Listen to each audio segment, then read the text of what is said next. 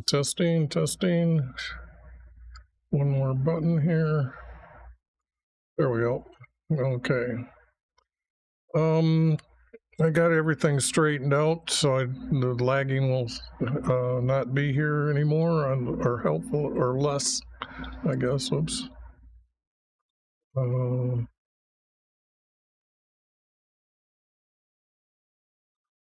So what I've done is all those books you see there from the Hebrew side, I found these hidden formats, and I claim that there are the first writers formats, by the way, and that's because above me you can see, oops, you can't see me, now you can see me. Above me is where this guy read 3 or 4 columns to the king, and you can now see that this is how they wrote in columns. Back in the real day, before the bad guys are covering everything up and distorting the text. So this is a 4-verse format, which I have it at 3 verse. Okay. The 4 verses, these two make a longer sentence, and these make a longer sentence. These 2 verses go together. And what I'm doing here is using 2 major words and then connecting them with the least amount of small words as I can to make these verses up, or find these verses. But when they get grouped together, they can actually make a larger paragraph. They called them, this would be a psalm, and together wrote in psalms. So you'll see this double spacing to show that they're grouped together. Solomon is now king, and what I'm doing is I'm putting these books together as one great long story, and right now I'm editing them because I finally got through all the books, and that's what you're seeing right now is the editing and rearranging the stories to be in order.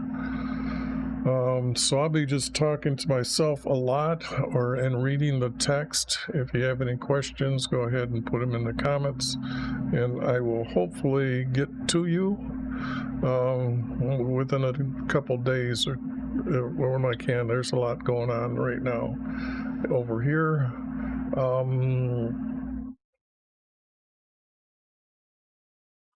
No warnings, I guess that's good. All right. When Solomon was established as king for Israel, this needs to be Israel, and the land David had captured, which means this is the land that David captured here. This is Egypt here, so that's wrong. But David had conquered all this area. This is the Sinai Desert, by the way. So everybody was paying tribute to David from these areas. And then when Solomon took over, they were sending tribute as well. So I guess I should put a map here.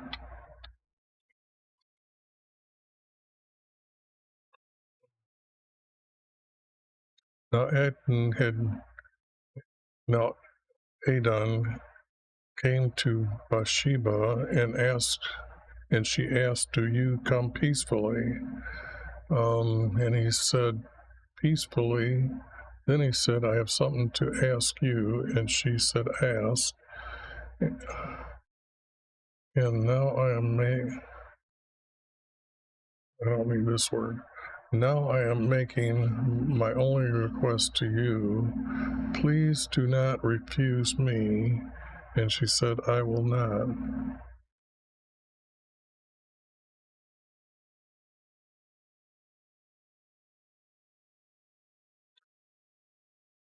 Now I will.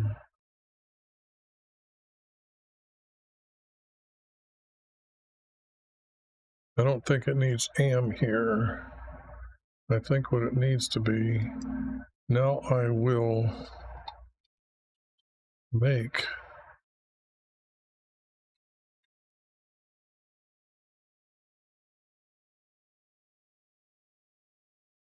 adding, removing.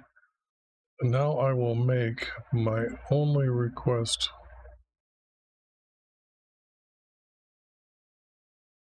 from you. And that's because he wants the king to be asked the question. So, my only request from you, please do not refuse me. And she said, I will not. Then he said, you will. Then he said, I think I need this comma here. Will you speak to Solomon my king that he grants me this woman here?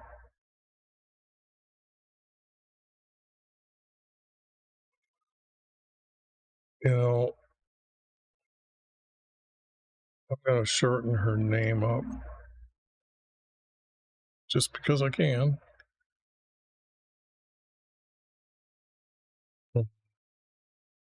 Shune as my wife, but she answered him, I will speak to the king for you. But she went to King Solomon, and our king stood to meet his mother, and she bowed before him. And then he sat on his throne. Then he had a seat brought for her to sit on. Then she said to him, I am asking a request from you. And Solomon said to her, ask my mother, for I will not refuse you. And I'm going to get rid of this. So she said, let no son be given as his wife. Solomon asked her,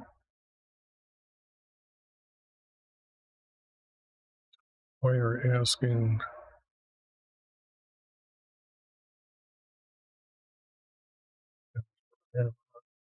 If he had spake these words, they are for his life's sake. For my father made me to promise him Adnah will be put to death. So Solomon sent, I've shortened this guy's name up before, to strike him, and he died that day. After he commanded, and I've been getting rid of this on every name, to go to your own home and land, for you too deserve to die, but I will not put you to death at this time.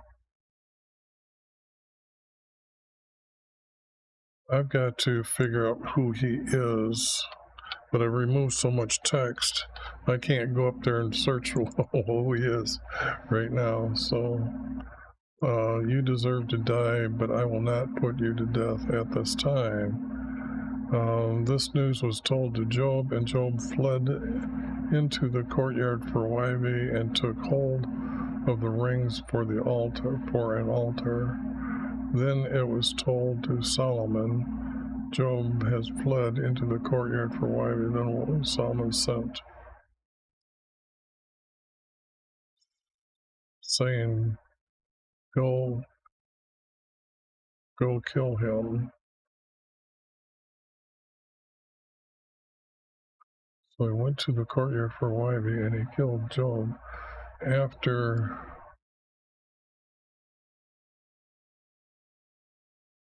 he put him to death, he buried him on his own land. After Solomon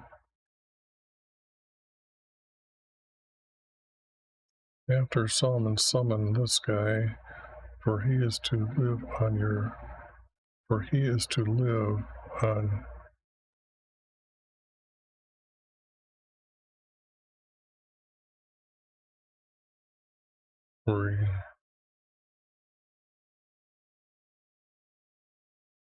this has got to be Solomon talking here, so how this isn't right here. Summon Solomon, or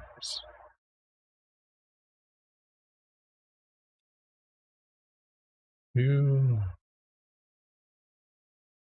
For you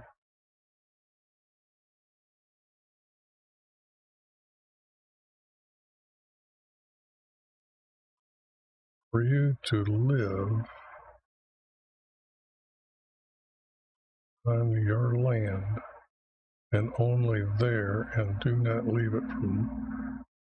leave from there to any place, for it will happen on the day you leave from there, you will surely die. Replied, your words are... Okay, now this is a bad guy, so why do I have this Z capitalized here?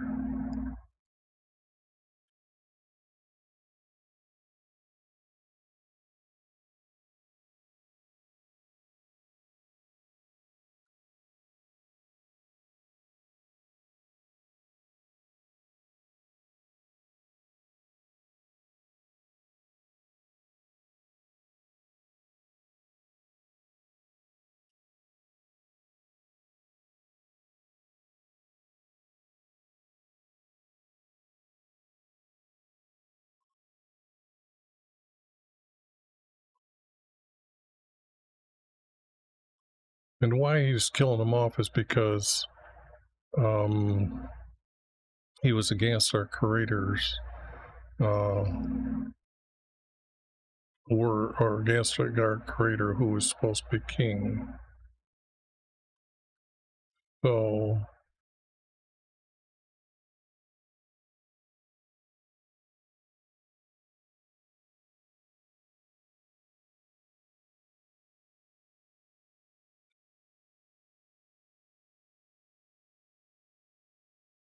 what will happen on the day when you leave from there, you will surely die. Replied, your words are good for me, my lord and king. And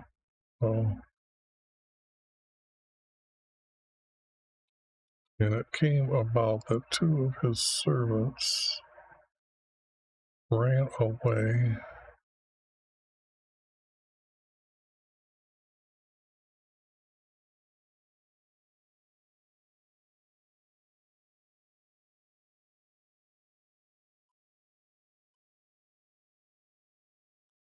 They told her, behold, your two servants are with Geth. This must be a neighbor or something, or down the street. Saddled his donkey and went.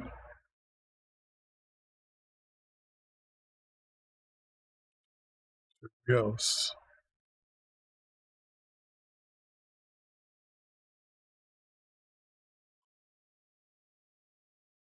One saying it's a city, and one they're saying it was with them. So what do I do here? Let's see.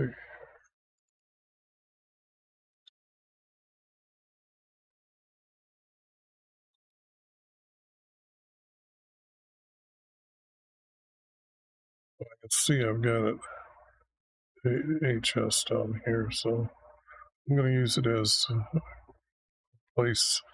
This guy must have been wealthy and well known. Went to gas and went and brought his servants back to his land, and it was told to Solomon had gone to Gas and returned. Solomon sent to bring him to him and ask him, Did you go out to go anywhere that you will surely die? And you said, Did you go out to go anywhere?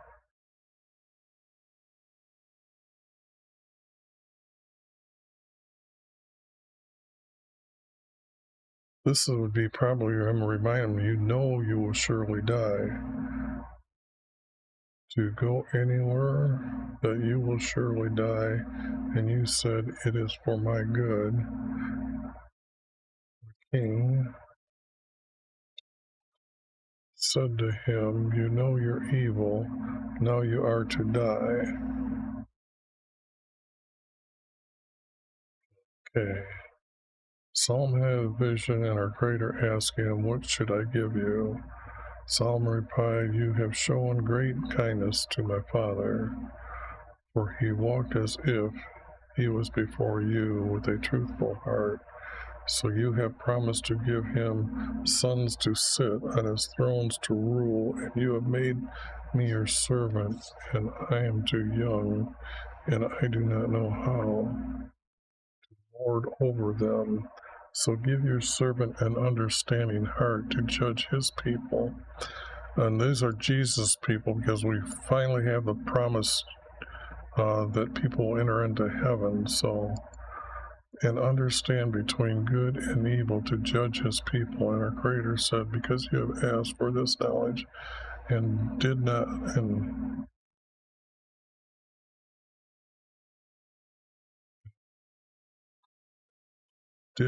ask for yourself long life."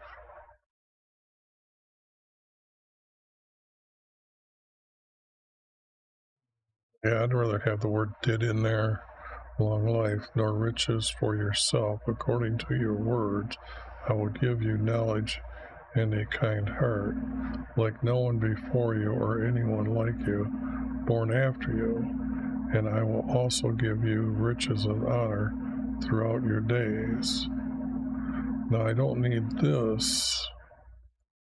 Oh, that's because I had it as different stories. Now, this is King Part 2. This is Part 1. So this is, like I said, how the writer writes a 3-verse, then changed it to a 4-verse. So this guy wrote this. Two women who were single came to the king to ask for his judgment. And as they stood before him, one woman said, "That woman and I lived together, and I birthed a son. Then 3 days, that woman also birthed a son. In a few days, that woman's son died in the night because she lay on him. So she rose in the middle of the night and took my son, and he was laid, took my son as he lay beside me. And while I slept, she laid her son by me. And when I rose in the morning to nurse him, I saw he was dead, but when I looked at him, he was not my son whom I had born." The other woman said, "No, the living one is my son in his name." But the first woman,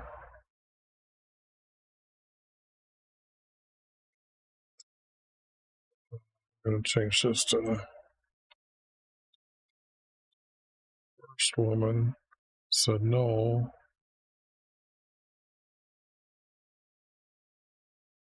the dead son is the dead is your son, and the living is my son." Thus they spake before the king, and he asked the first, "Is your son living?" As judge he ordered, bring me a sword." So they brought a sword. As judge he ordered to divide the living son in two, and give half to the first and the other.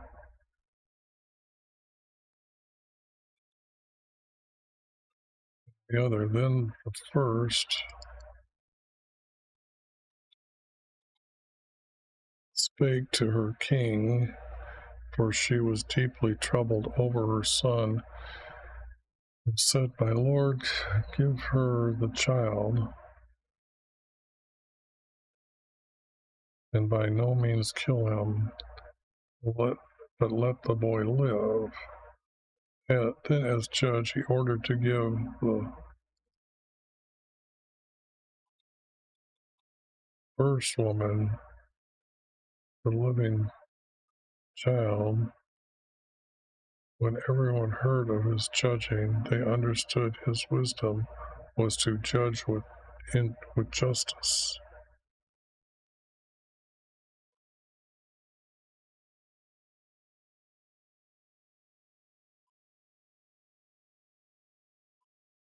Now, there's something going on here. How come I'm not getting any text? Oh, this is a summary. Okay, I was wondering when he's going to start building the house for our creator.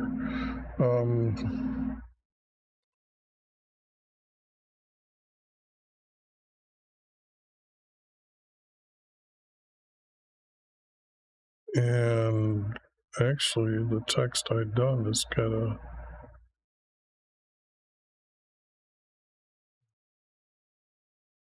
Oh, I gotta take out.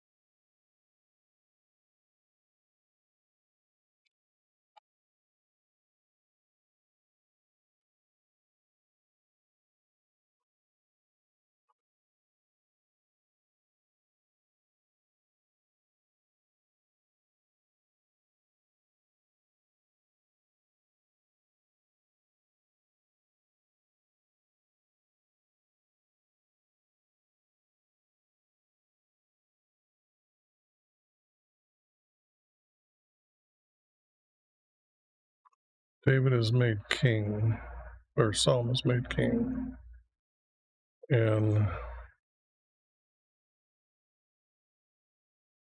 David sums them, because it has to be done within a couple months or a month after he's king, and there he's told to make the house.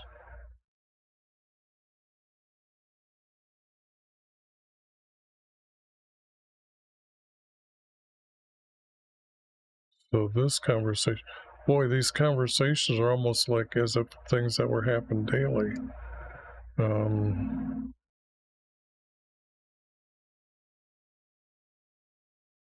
Now this is the king already, so I'm going to change this to an E.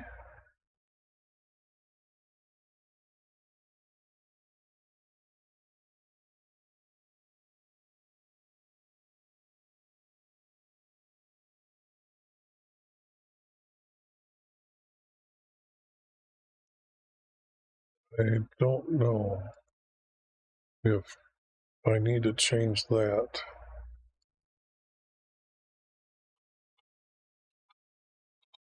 Recheck name.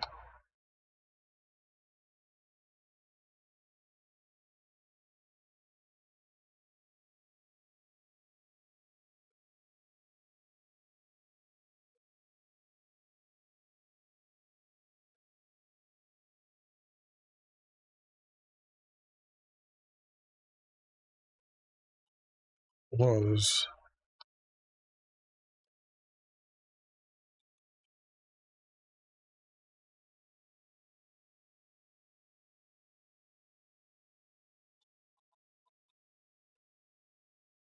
out in in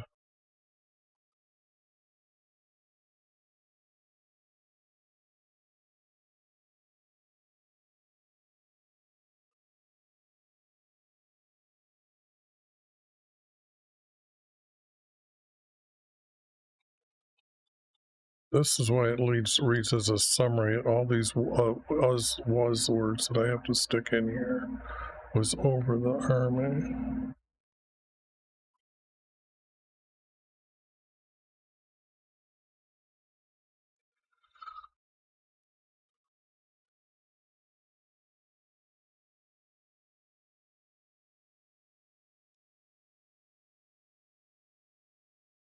From the river Egypt was the land for the Philistines. That is the border for Egypt. Well, there should only be two spaces. And over one, and over every one upper east of the Jordan, the Jordan, of the river Jordan. Now this would be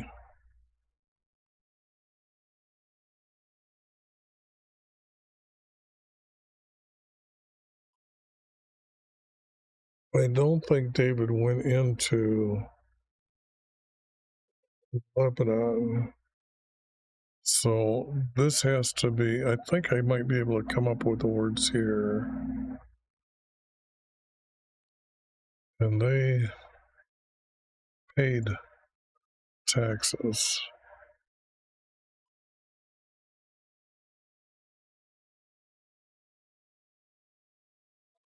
and served Solomon all his days, and Solomon had peace on all sides round about us.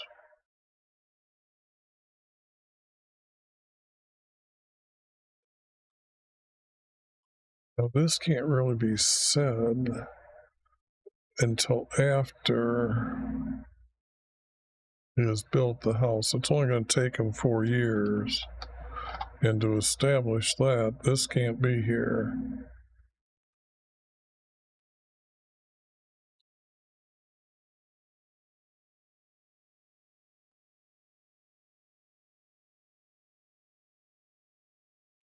Yeah, that one above here has to go.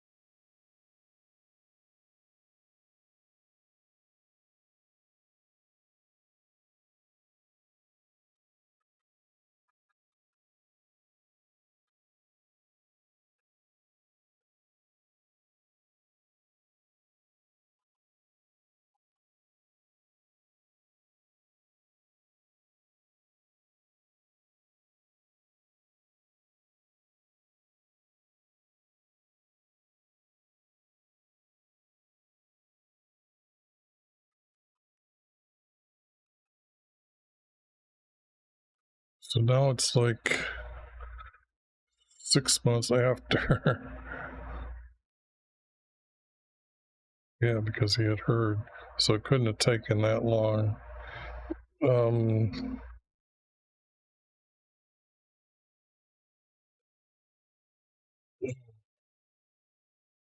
But the conversation with his dad, with David, and what had to happen quickly after that. Had always been a friend of David. That's all I'm saying. His messenger, and saying, you know, my father was unable to build a house for Wybie because of the wars. He killed many, and Wybie did not want him to build it.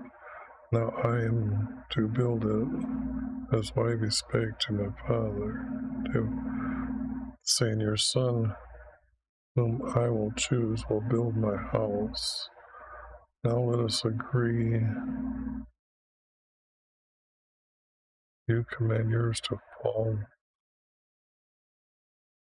trees in Lebanon.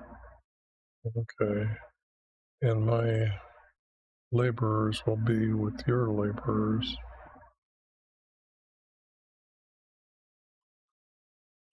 My workers.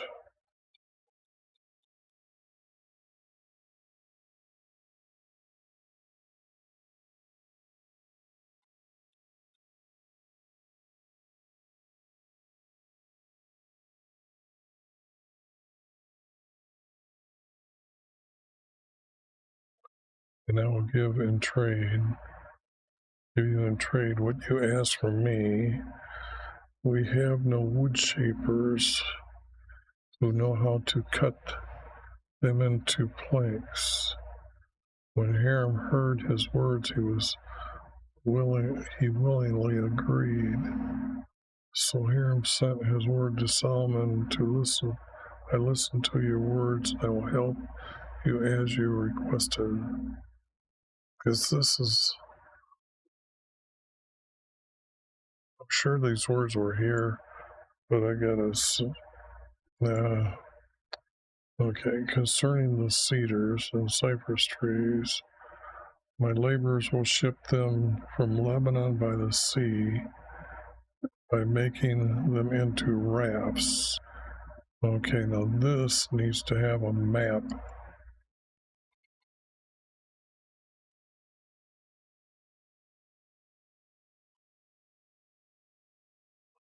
And what he's talking about is coming from way down there, shipping down the coastline.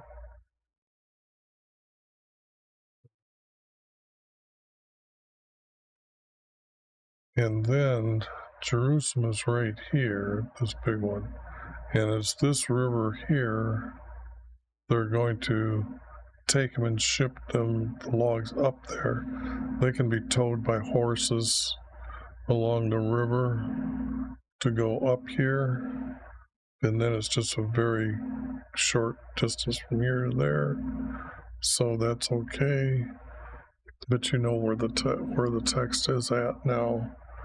And by sea to the place where you direct me, and I'll have them separated there, and you will take them to undertake your building, and you will give me wheat.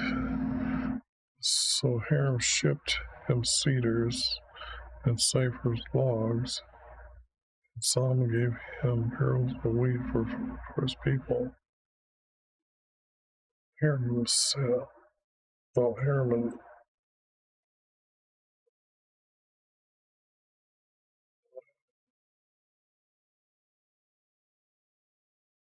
named it. Some gave him barrels of wheat for food for his people, and Hiram and Solomon made an agreement about their workers.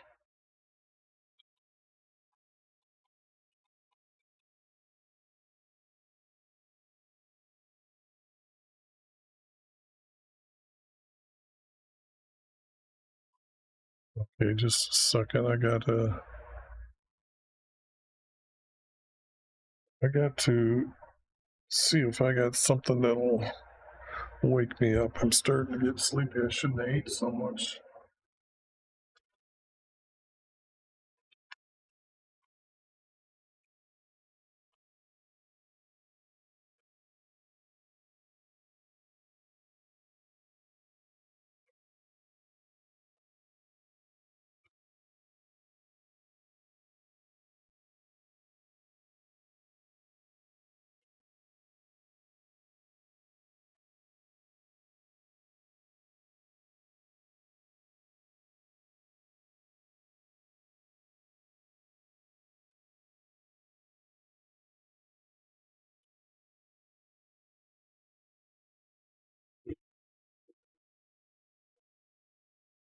Okay,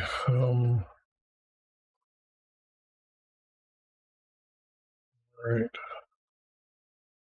And Solomon sent them to Lebanon in relays, and they were in Lebanon for a 5 count. In Lebanon, Nuram was overseer for our workers.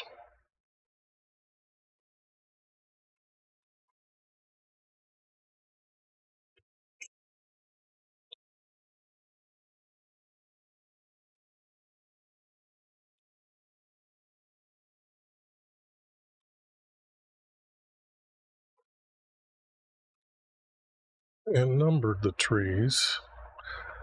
And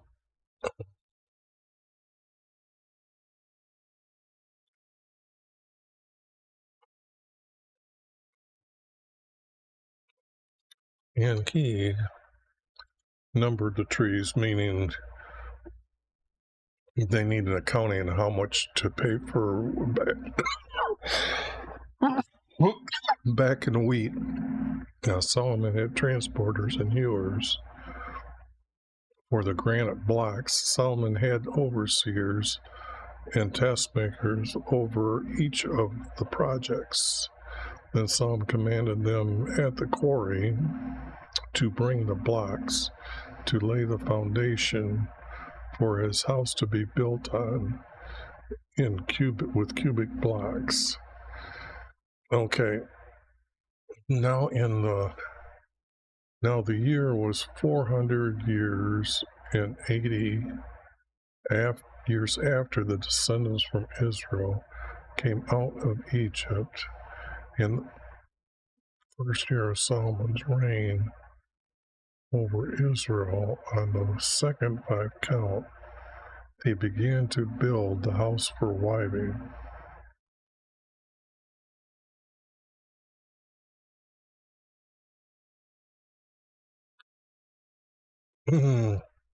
With all the action that happened, this had to be that he's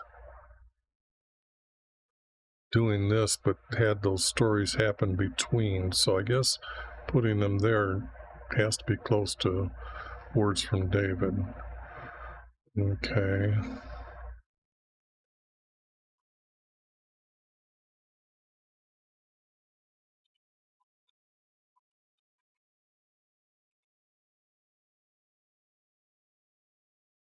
Israel, the second 5 count.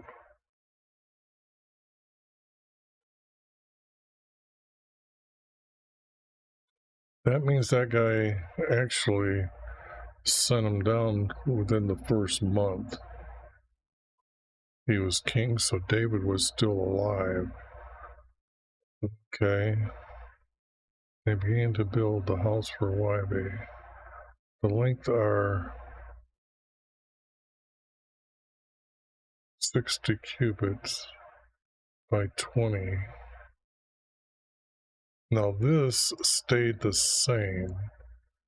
It was 30 cubics by 20 cubics, and the room for meeting him with them was 20 by 20 cubics. So it was 30.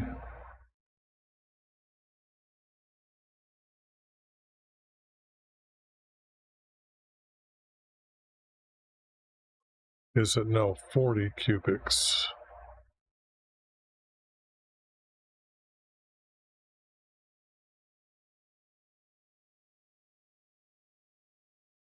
This I need to study. And that is because I once figured out the dimensions of a cubic has to be 18 inches. And when you make these blocks 18 inches wide and 8 inches high, then they have to be placed around the dimension of the house. And the dimensions that they're given is the inside measurement. That was the secret of how to figure out the exact amount of blocks they needed. And you can come up with a dimension for the size of the doors. So that's still going to be under study. So I better make a couple question marks, and that's a recheck. Make sure that my numbers are right under 40 by 20 cubics, because this room doesn't need to be any bigger.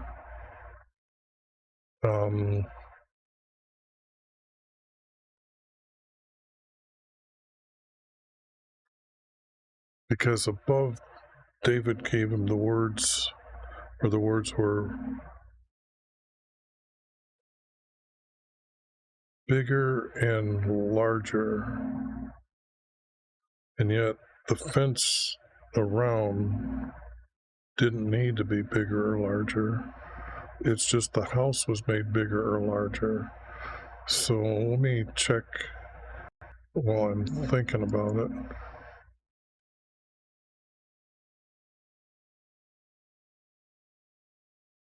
Oops.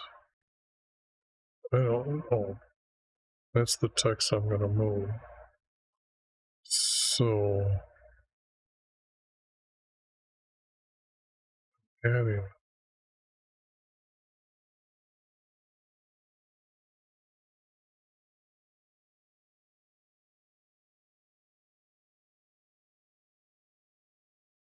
Okay, yeah, this is the text I'm looking for.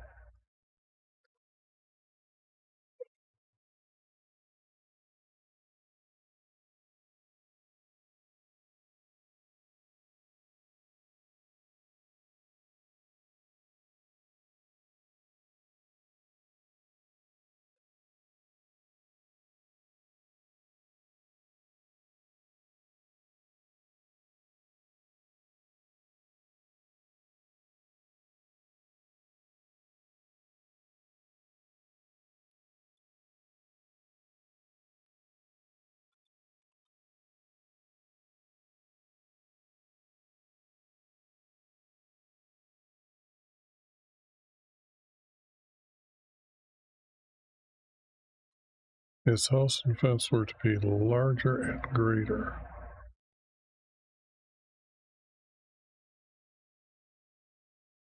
To build in Ivy's house,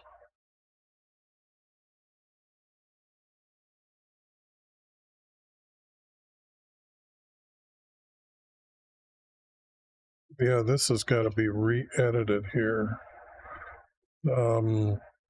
because it's only the house that's getting bigger. The fence wouldn't be. To build,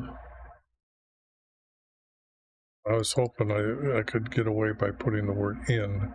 To build in Ivy's house, that was to do this.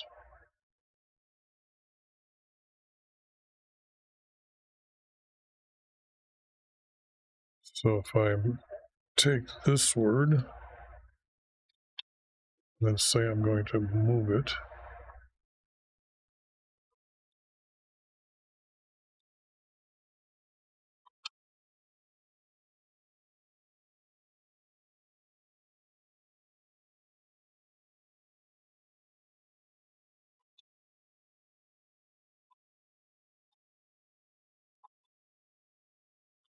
with a fence here, say I'm adding this here.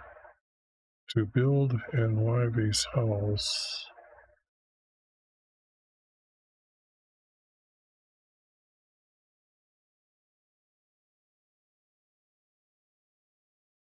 to be larger,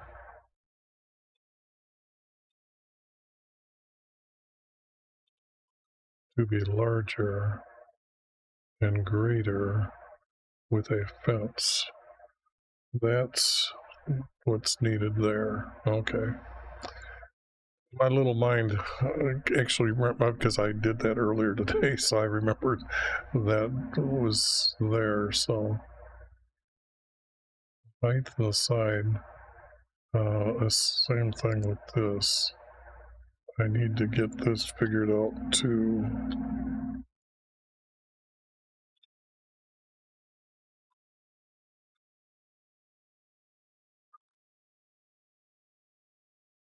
With a hip roof. with a porch in front and its depth link. Let's see. I think it was 10 cubics with a roof for it from the house. 10 cubics matching the width. So the porch was 10 more cubics out, which is quite a ways.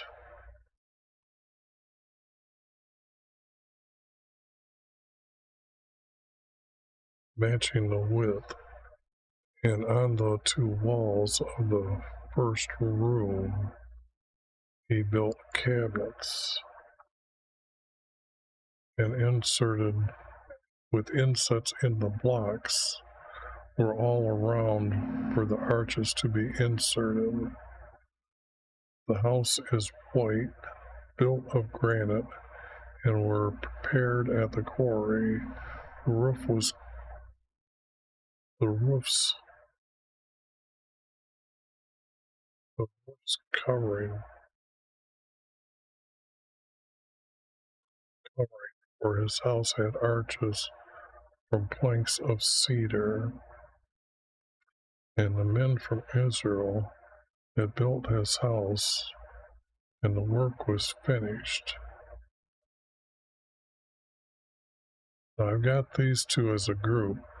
What I'm not seeing here is the text. What was the roof? How they make what was on the roof?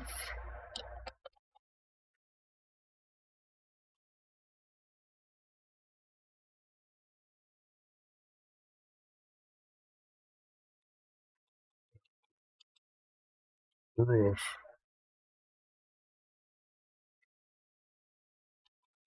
It's made.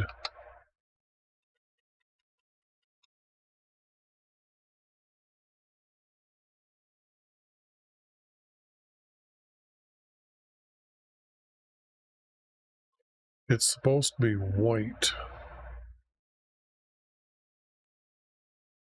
And the roof was made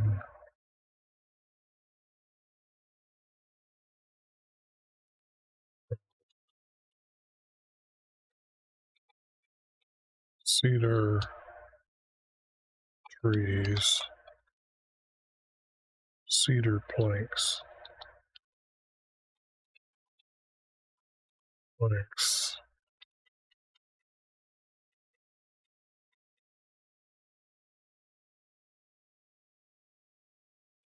and painted white.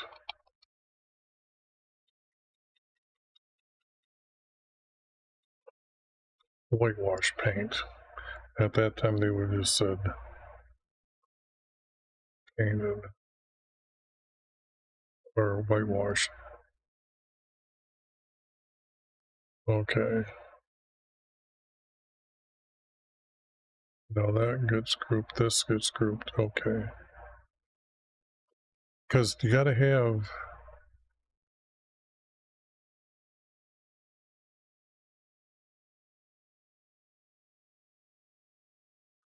it's got to be all white. It has to match the goat hides. And the men from Israel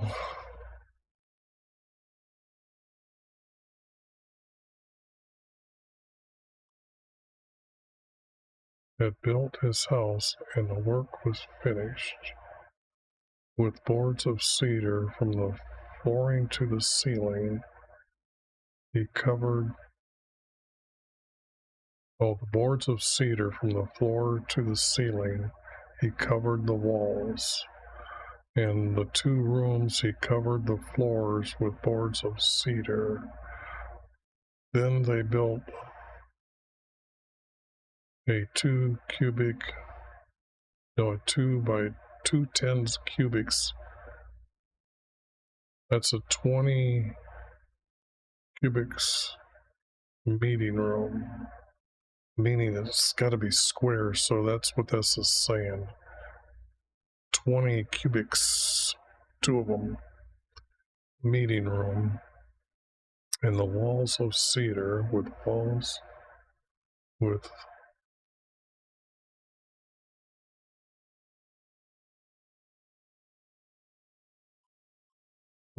walls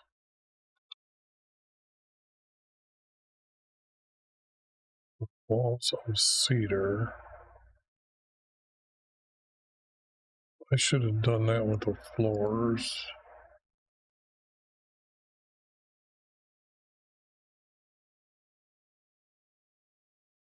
And the roof.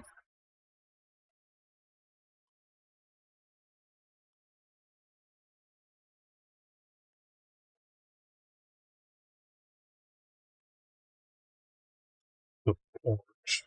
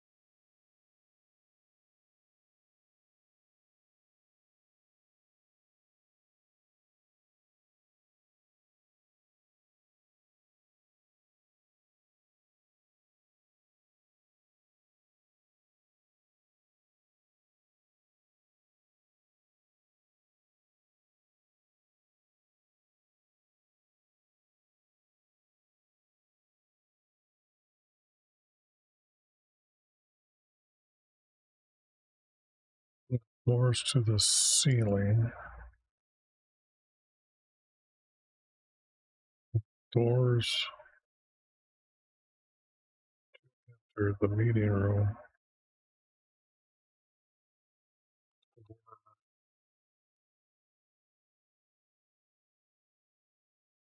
Were overlaid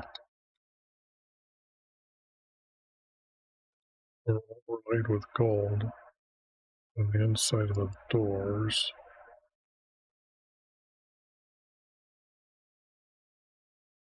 Of their meeting room. He made angels of wood. The wings of the angels touched the wings of the other angel. Angels were placed to be at the ends of the chest, with arms reaching out, holding his seat as their wings covered the seat and chest. Both the angels were same in likeness, and they were overlaid with gold. For his meeting room they made 4 doors from olive trees, and so was the lintel and the side doorpost fastened to the wall. These would have been, this is the brick wall, so, but it is the outside wall for the door. And they carved on the inside palm trees and overlaid them with gold. These are the doors going in, because these doors, wait a second, this is the doors for the meeting room.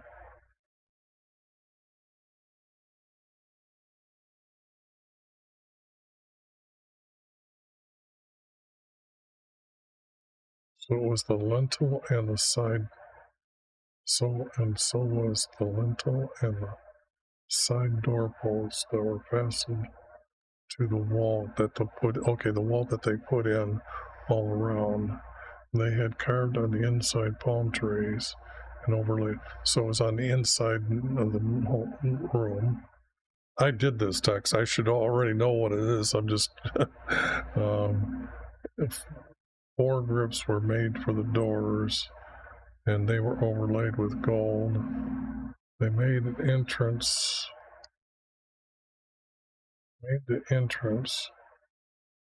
sided doorpost. They made for the entrance, side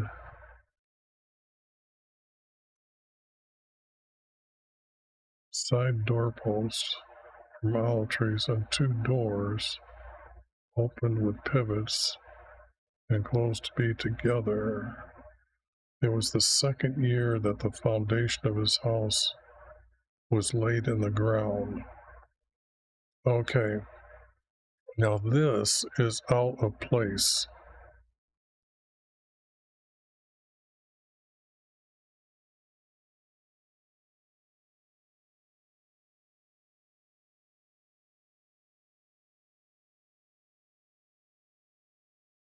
Because you can't build everything that's been built.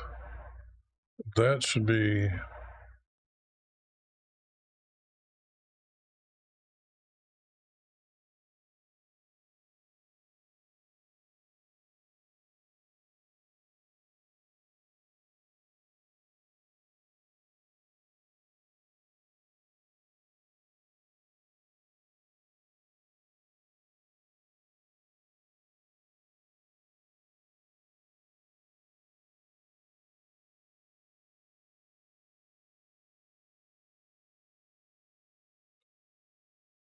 okay. This would be bring the blocks to lay the foundation. Okay, because it's going to be granite, they had to make larger blocks of granite to become the floor that the granite is going to sit on. So the land,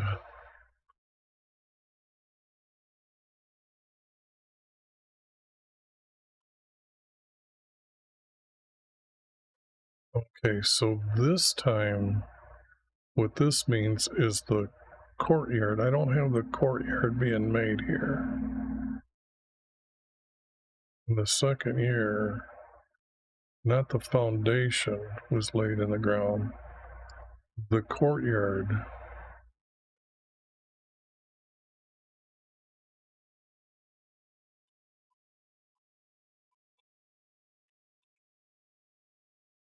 And this would have to be like in the 3rd year. I don't think they would have constructed it that fast.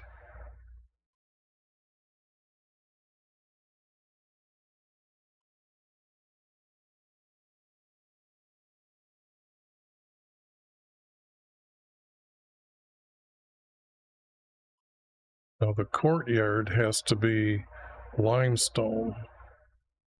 And then they built this because limestone would have been, because if they did the whole courtyard with granite, that's quite a lot of granite. And I don't think they would have done that. It was in his 2nd year that the courtyard of his house was laid in the ground. You got quite a few guys. You could have as many guys as you want to build it, bring in pieces. The trees got to be felled so they could use the scaffolding to build up to stack the blocks. Yeah, if you had 6,000 guys working, it could be done. The house could, because David had started this a while before, so they would have had a lot of it already made. So, okay. And in his 4th year, in the 8th 5 count, his house was ready. See, I don't have the fence going around with the gate here. Okay, so if I put the courtyard in, now the house is ready. And now they're going to bring in the things. And Solomon summoned all the tribes to come as they camped in the Sinai. Now that means that this would have been what they called a congregation. The way they camped around him was by birth order.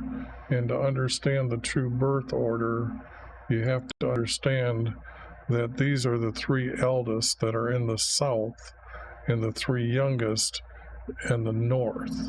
And we don't have who is on the west or east as the birth order. But you can see that this is the birth order. These would have been Levi's. And then I don't know why, I still don't understand why this was given to West Manasseh and East Manasseh. There was quite a few people from Joseph's two sons. And that's why that doesn't make sense as to the proportion of land. Unless this is the size that would have been for the Levites together. And they were just giving it to them. Because they have to use the rivers by the boundaries as well. But that's a lot of land. Okay. Across from it, his house, Solomon built his house.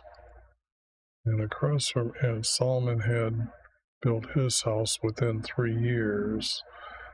Well, then he had finished the inside items for his house made from arteries. Guys were skillful enough now to use olive trees, oaks.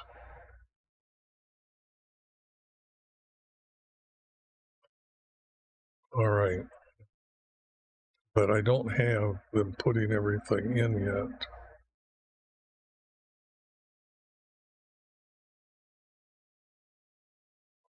So this might be out of order.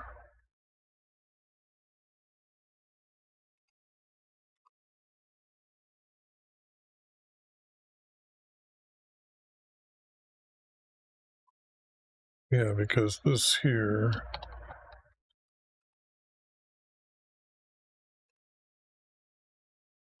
okay, now this is describing this. So this is out of order. So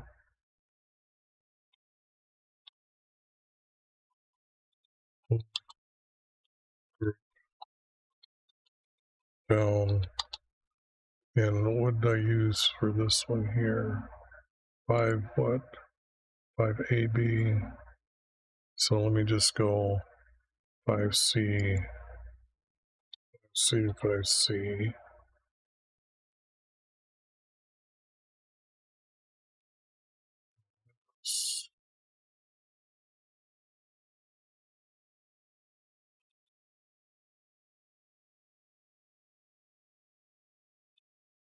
Here, I'm going to have to save this.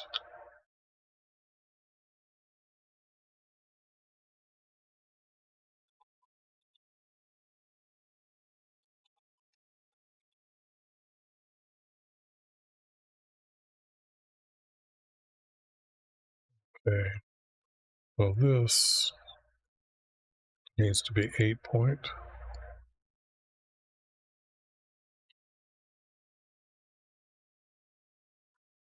All right, but it can go here.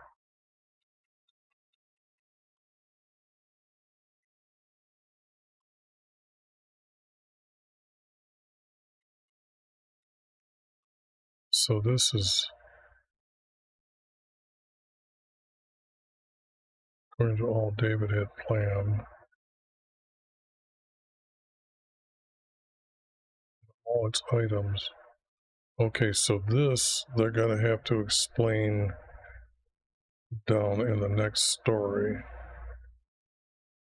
Now these are the items that were made.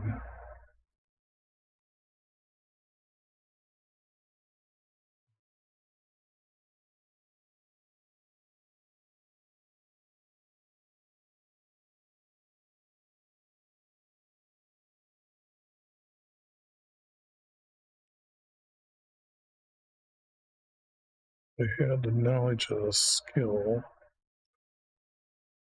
Okay.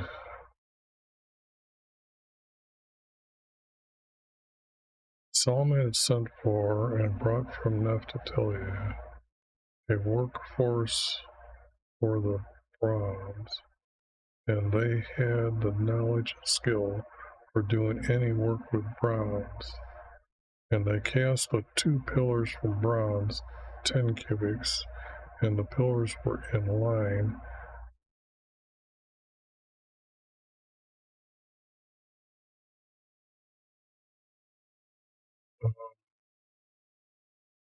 In a line. These were being cast, so they're in the ground in a line. Great big long 2 this way, measured in width 2 cubits, and they made 2 tops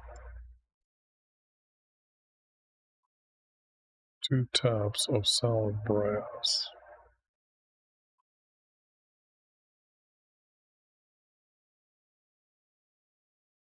And is there text missing? It says it. I've got it like there is.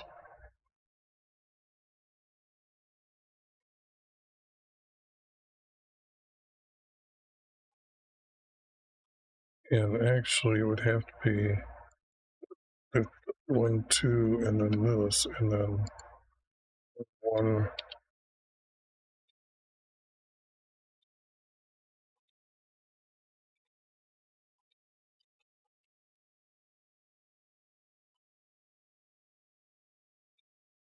This is missing. There must have been the netting that's going around them is what's missing here. So I'll probably be able to put that in. So if I just put network,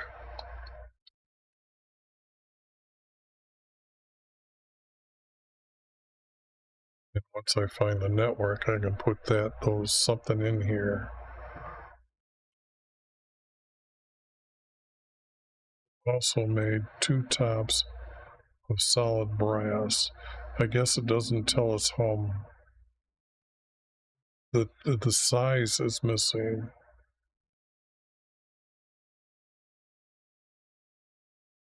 It has to be 1 cubic tall.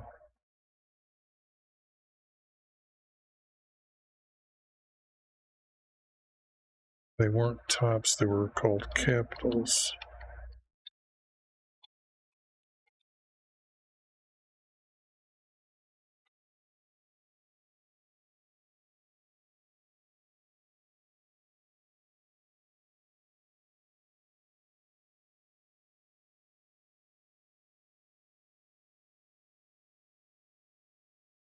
Also made 2 capitals.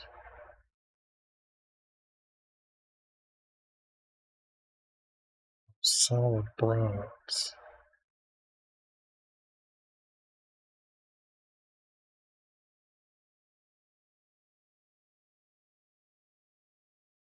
Boy, that's some mighty thick pieces of bronze.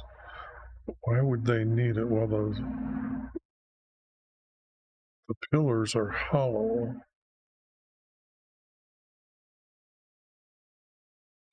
And you're setting the roof out. That doesn't need to be that heavy. So I think that word has got to be looked at. Okay. To set on the pillars and the height of one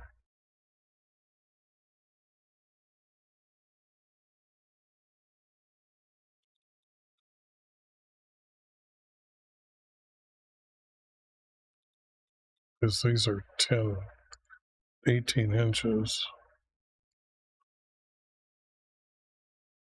One capital. And the height of to sit on the pillars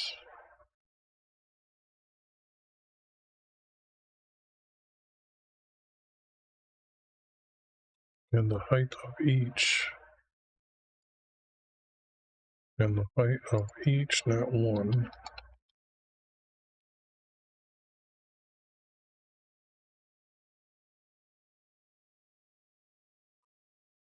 and the height of each capital is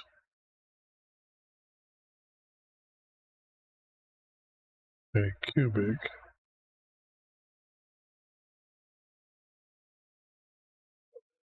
this should be in my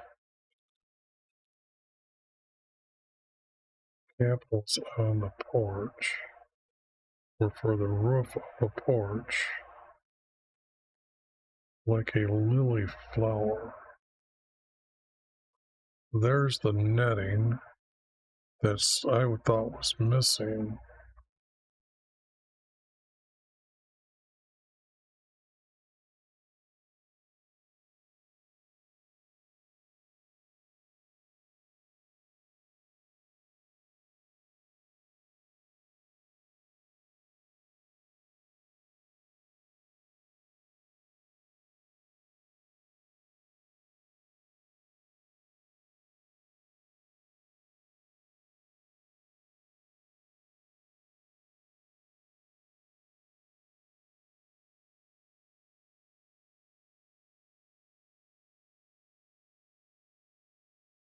I get rid of this.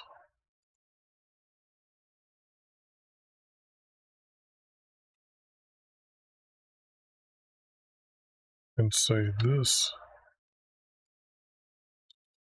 and those two go together. They made two capitals of solid bronze to set on the pillars, and the heights of each capital is a cubic. And the capitals of the pillar were for the roof of the porch, like a lily flower. I'm going to get rid of all this. I'm going to get rid of that. Get rid of this. And I don't want lily flowers.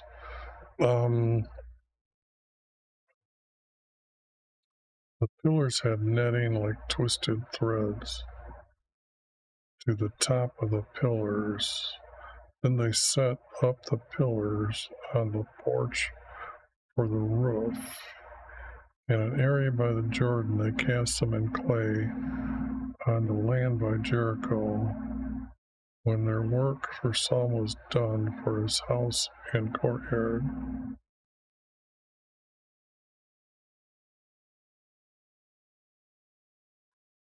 now that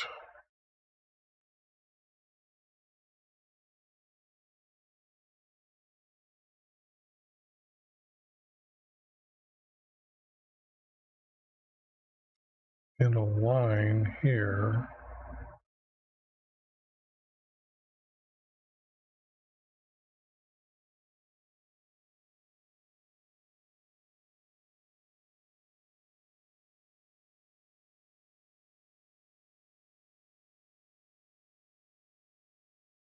yeah, that's reading two separate. This needs to go someplace else.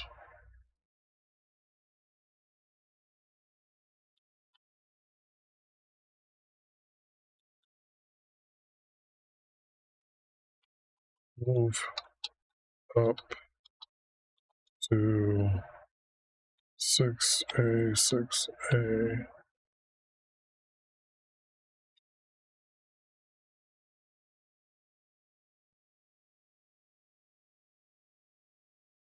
I just gotta find out where I gotta stick it here.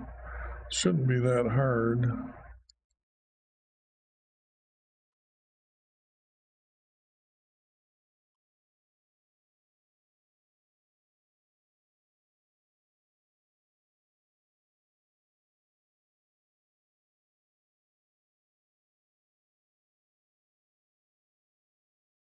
So they done this.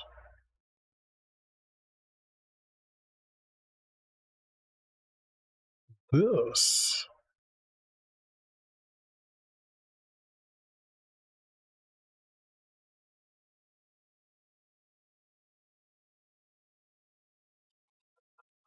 If this goes here,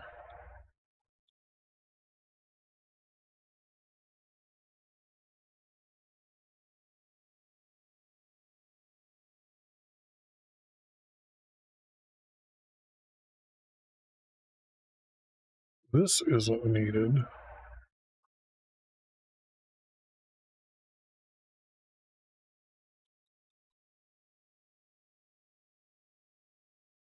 Look up here.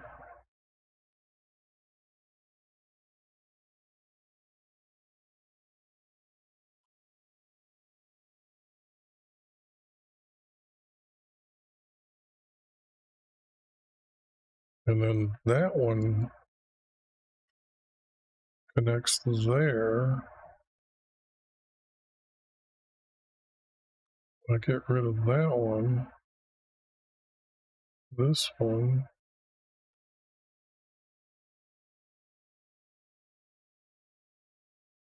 Now I need this one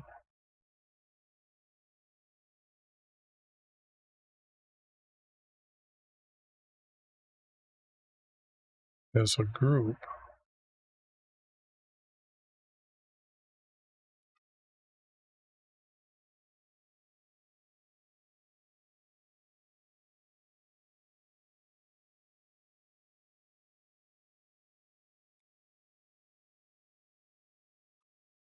The capital's on the pillar or the roof.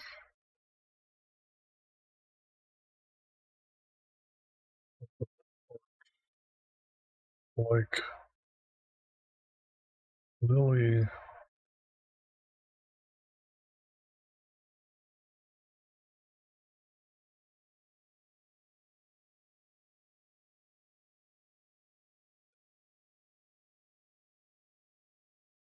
These are grown in around like lake shores or where there's water. They'll have lily flowers. And if I can remember right, they would be green and the leaves would be, they're more like a ball, I think. And then they open up. So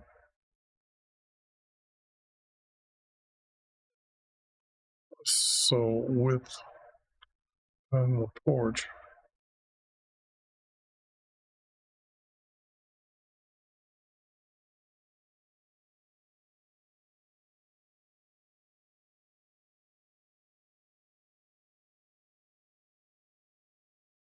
set on the porch, each one capital bill, and the capitals on the porch or for the roof of the porch.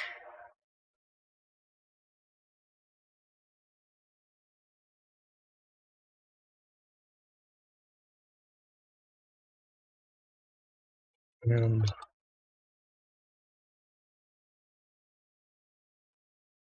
like lily, what is the shell of the lily?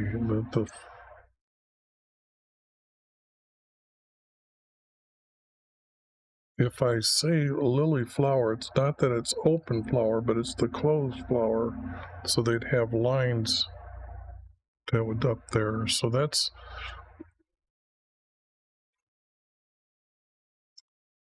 I've got to make an image for this.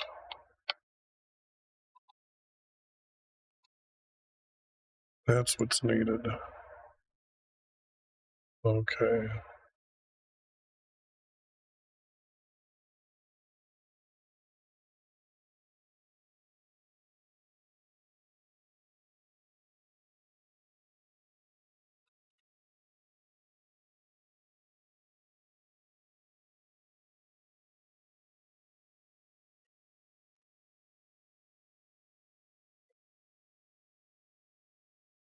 Now the thing here is at this time, those all the altars were made out of wood and then covered, and it doesn't talk about the time where they rebuilt them. But if he's not building them, everything has been updated already. So how many years was that again?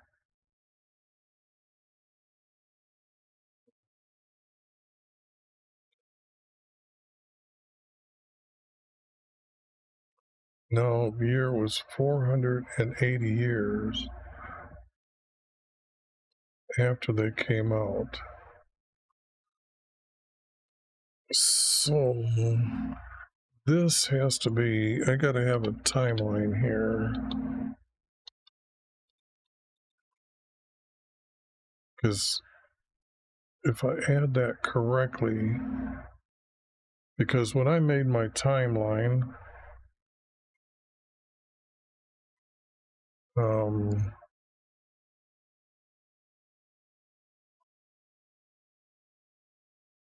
this has to be 480 years to here. Okay, I have it noted. All right. So that's why I have 300 years. So this would have been like his 4th year.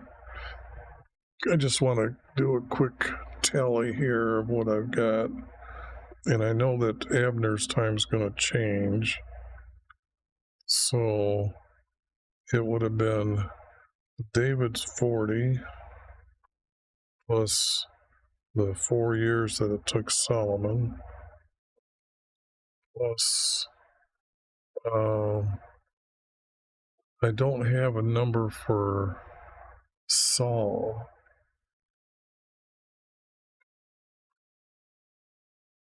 Let me just give him 20. Then Eli.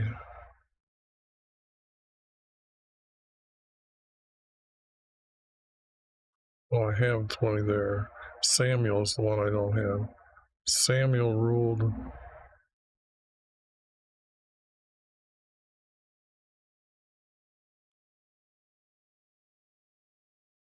I got prophets living to be 65 at an average. And so if Eli only, so it could have been 20 years there. Eli ruled 4. And then Moses, from the time they left, they didn't, I can't count that. I got to count it from Joshua's time in. So if I just add that, it's only 88 years, so there's 400 years missing. So the 300 years I've been saying, I might adjust a little bit. No, that's, well, Joshua ruled,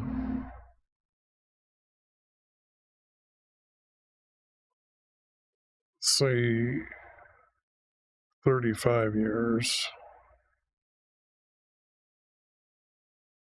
That makes it 123.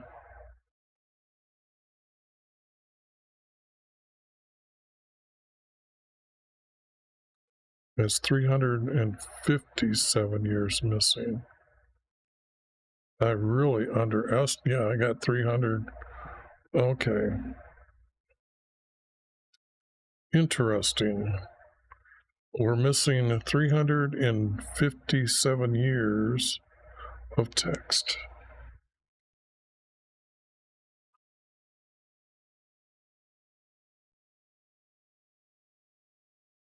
Okay.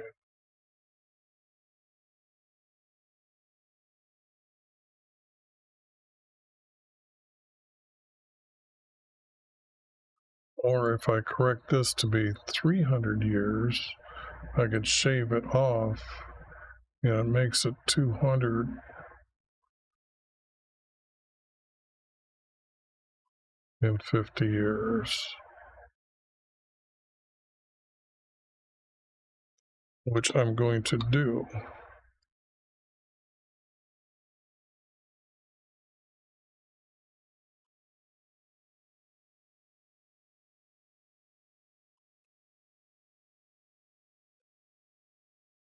And I believe in 250 years, yes, they would have fallen away from our Creator because people are just stupid.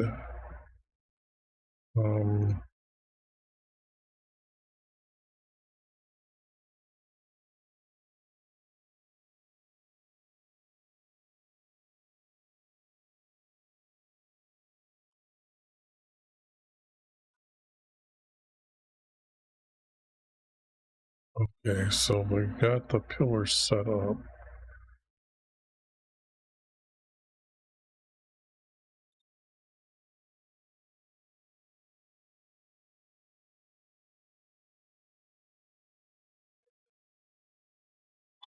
And then the roof.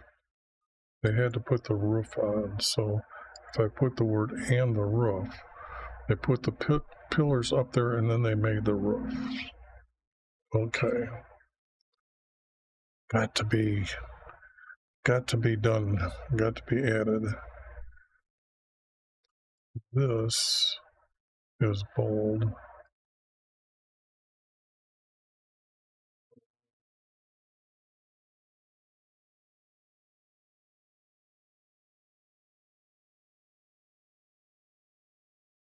Now they're going to bring the items in.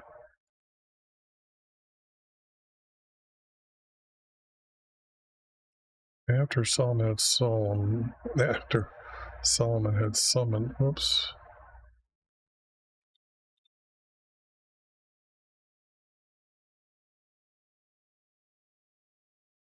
After Solomon summoned the Levites and our tribe's leaders with the descendants from Israel.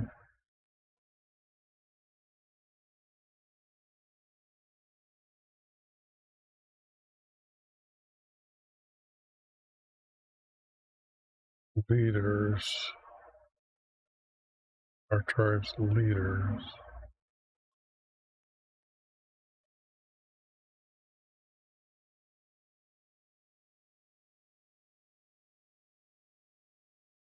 I'm trying to think.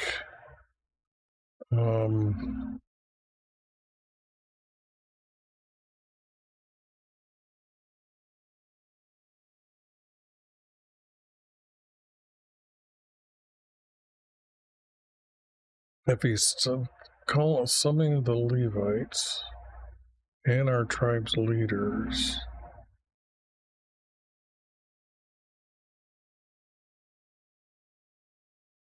from the descendants of Israel,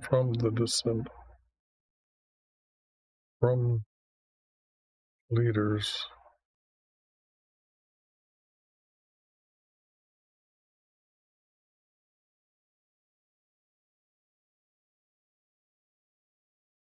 leaders that are descendants. So it sounds like there was intermarriage going on here, and that wasn't to be cool, but or wasn't supposed to be done, but that are descendants from Israel. Then our righteous Levites were with Solomon in Jerusalem to bring the chest with the commandments from Yahweh. Now, hold on here.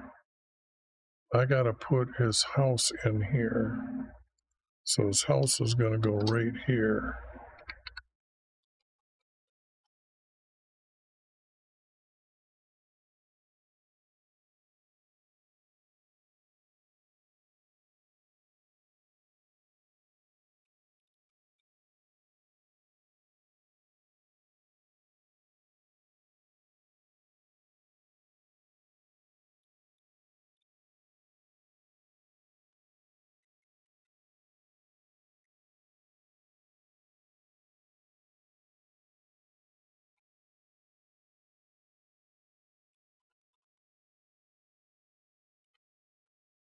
Okay.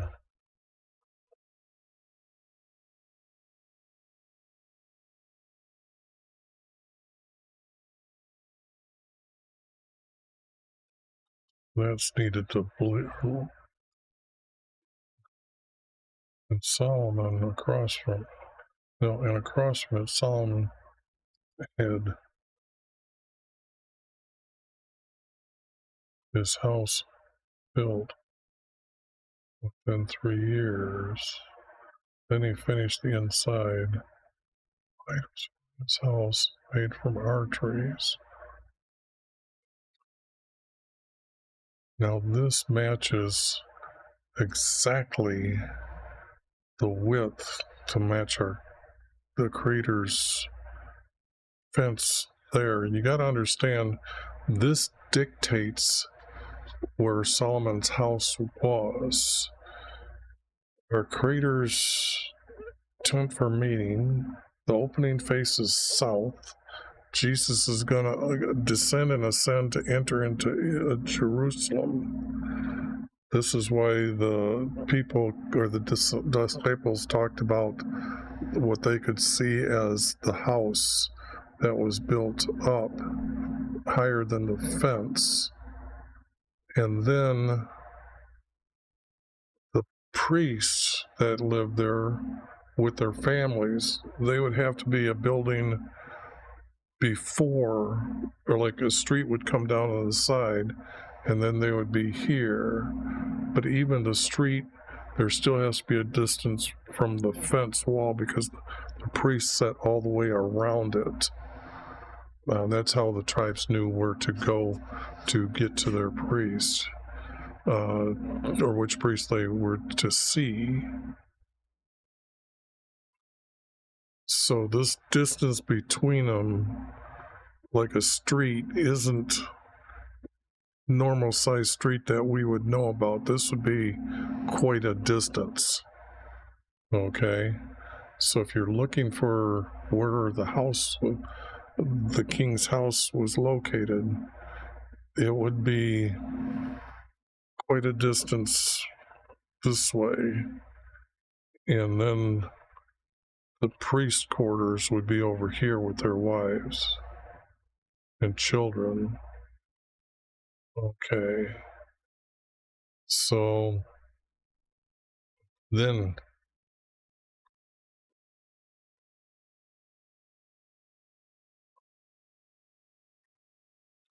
I would say the market would be next to there, for the simple fact that the king needs food as well, and his servants aren't going to walk to the other side of the city. So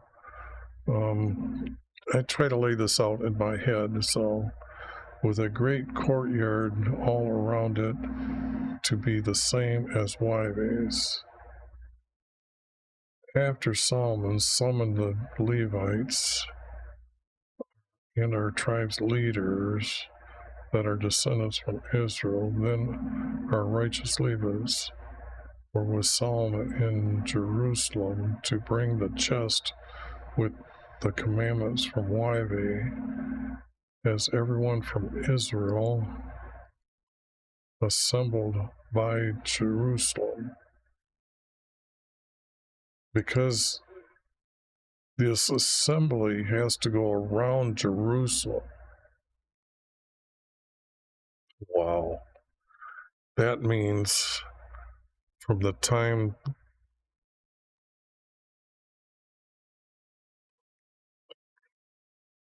it isn't a city yet.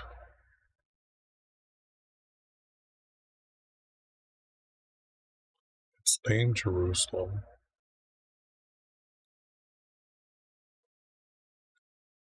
It's more or less like the city Shiloh and the tent are put together, because you got to remember, the stuff that they're burning in there has to be taken out and burnt.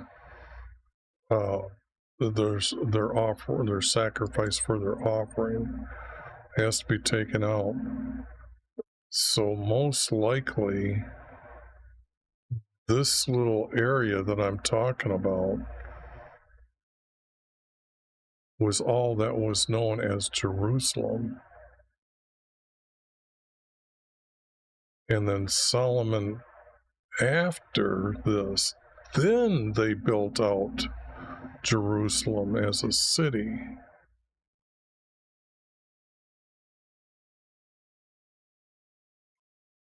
Because you're going to have the scribes having their quarters, the books are going to be there, there's got to be a lot of scribes. You got to have lawyers, got to have judges. Making it like a capital city, directly like offices to go back and forth and relay information. But this is all the size of at this time when this is happening. Then the houses were built around it, because this congregation that's going to gather is all the good people from all the tribes. That means there was probably tens of thousands of people around this area that they had to camp in this order for the celebration that's supposed to happen here. Assembled by Jerusalem for the passing over celebration on our first day of the year. Then our elder leaders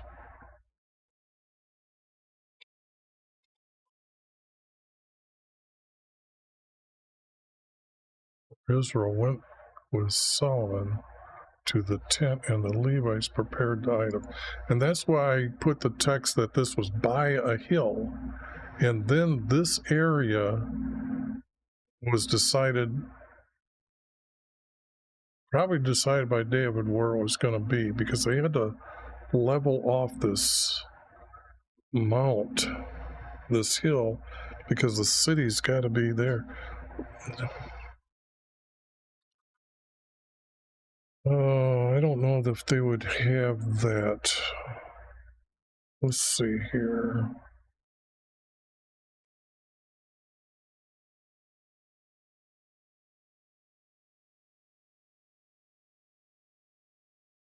This would be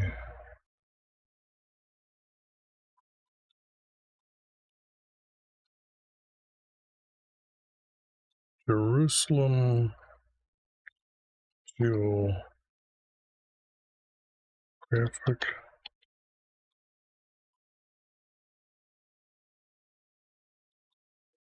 land, I guess.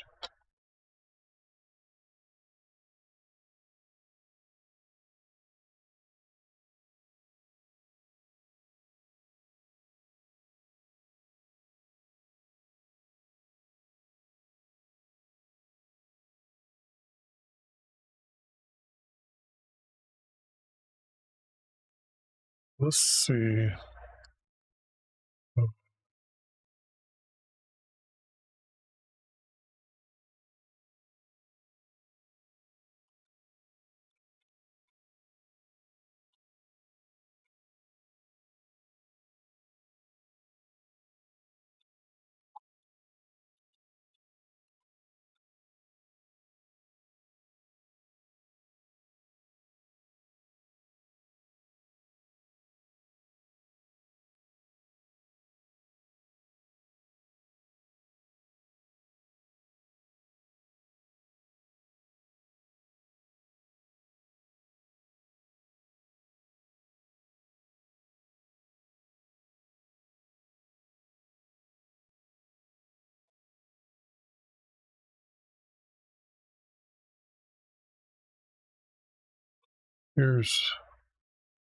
Here's what I'm looking for. Something farther out. They're calling it the Old City, and actually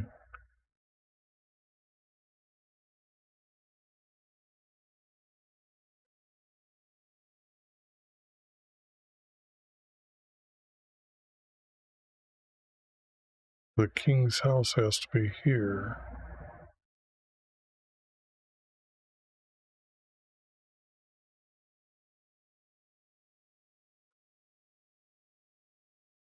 Jesus had to go down, then come up. So this is lower, and there's not any over here on this side.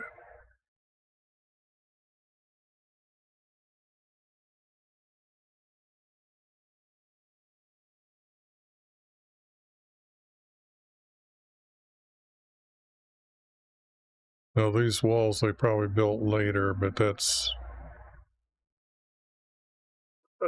because we know the Romans came in and cleared this out and took everything with them, except for the blocks. What did they do with the blocks for the house? White granite blocks that were perfectly made. They could have carried off and done something with. but it's not the old city. Jerusalem is actually just the house, and as wide as this was supposed to be was Solomon's courtyard is that wide. And this goes down. So whatever this is wrong. Well, this would have been in here, the king's house and property. If it falls down here,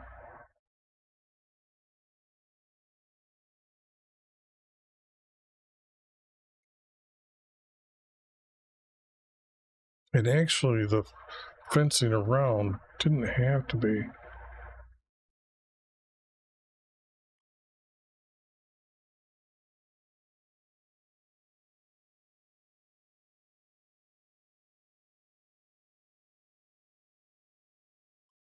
Did they put the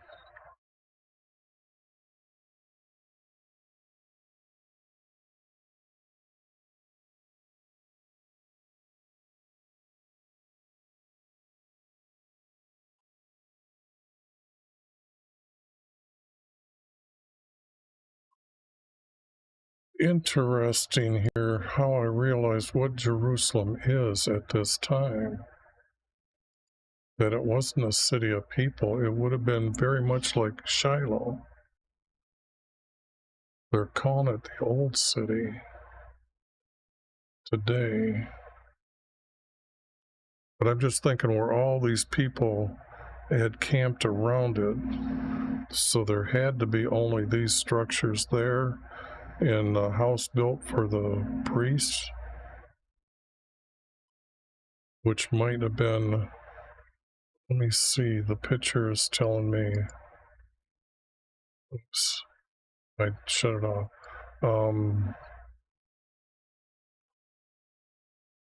Maybe they're on the right hand side or the east side of the house.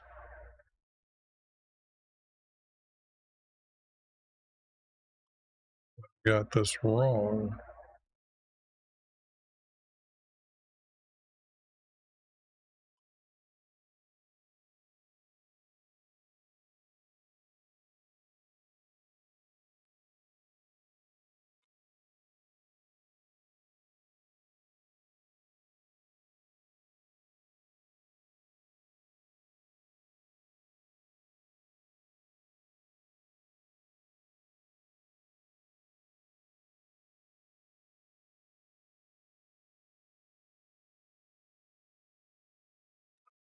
Rehoboam keeps on building it because he's going to build the walls around Jerusalem to create the city, because it's got to have fortified walls,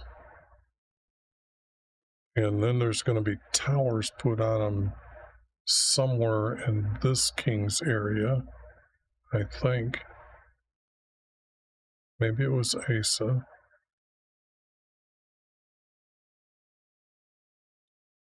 Yeah, so the city would have got built. Man, that's an eye-opener here. I've always considered it as a city, and it's not a true size city. It was just a location for some. People had to go around it, had to camp by thousands around it. Tens of thousands.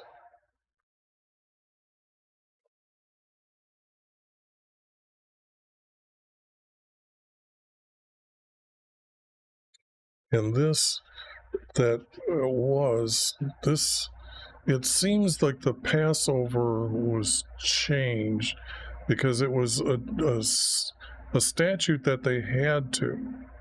But as they grew and that area got larger, you couldn't all come around that many people over the, was it 250 years? There's a lot of people. Oh, my little mind. How does that work with everything else I know? Okay. anyways,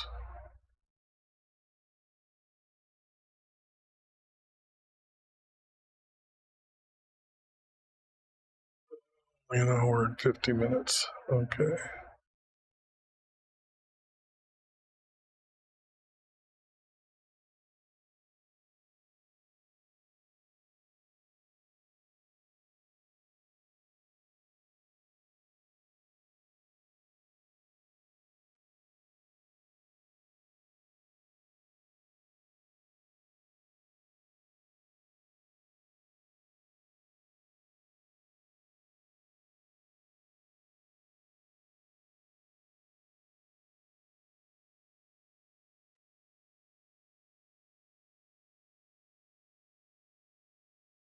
See, that's what a congregation is.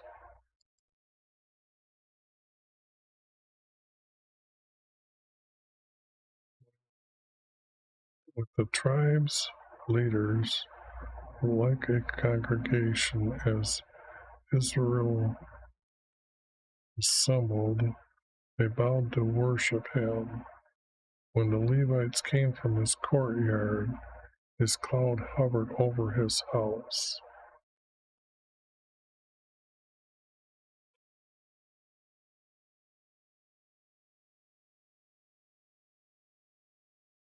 Solomon didn't build his house yet.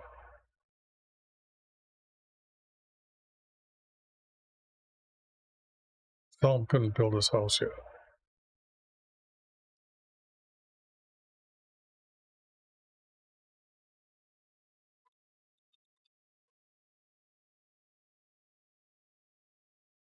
I got that in the wrong location.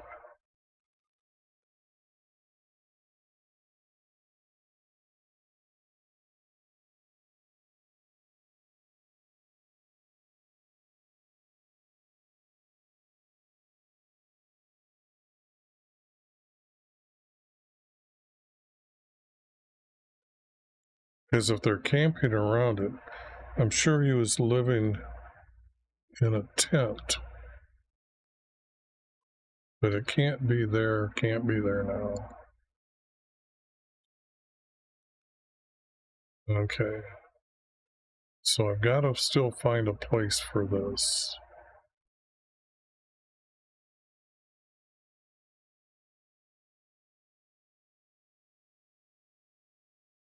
Because you got to have all these people around this house that's fenced in now. So then Solomon shouted, "We have built you a house forever." Then he turned and thanked all the assembled tribes and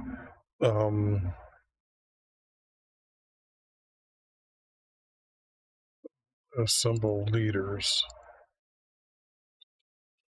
He can't be talking to thousands, tens of thousands. Now, they might have had people relaying information after he said it, but these guys have to be around him and what's going on. And then he shouted, "We are blessed by Yahweh our Creator, who spake to our forefather." Then Solomon stood and spread out his hands towards heaven, and he spake to Yahweh our Creator of Israel, "You are keeper of promises. You're a keeper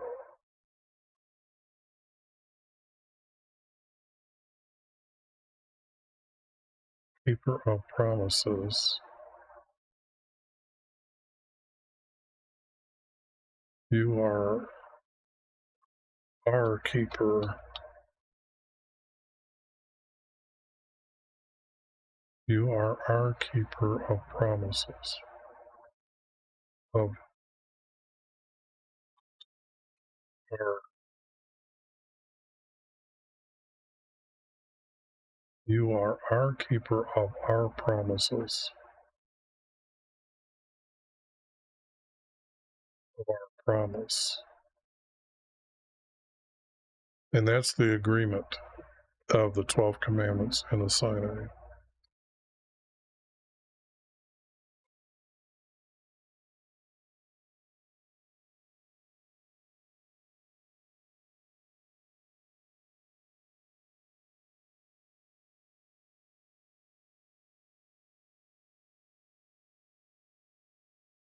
Got those on top.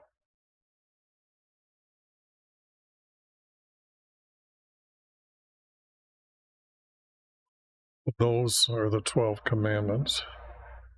So,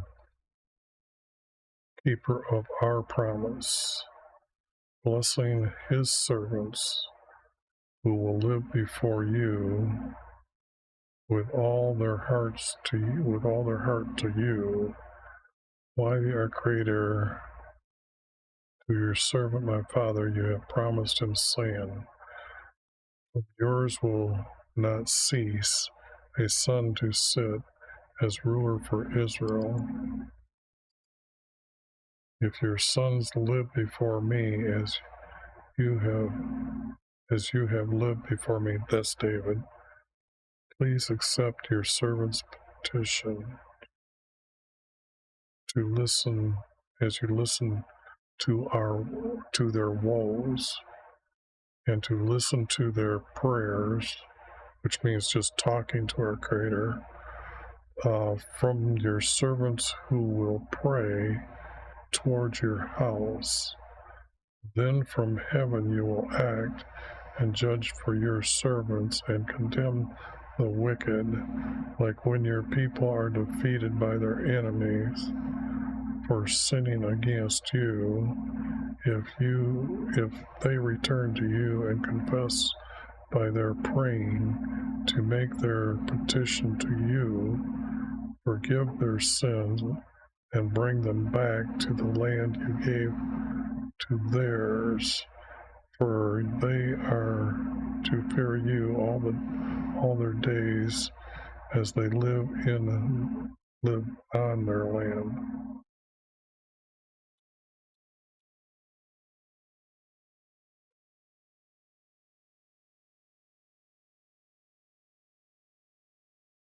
As they live on your land, on their land.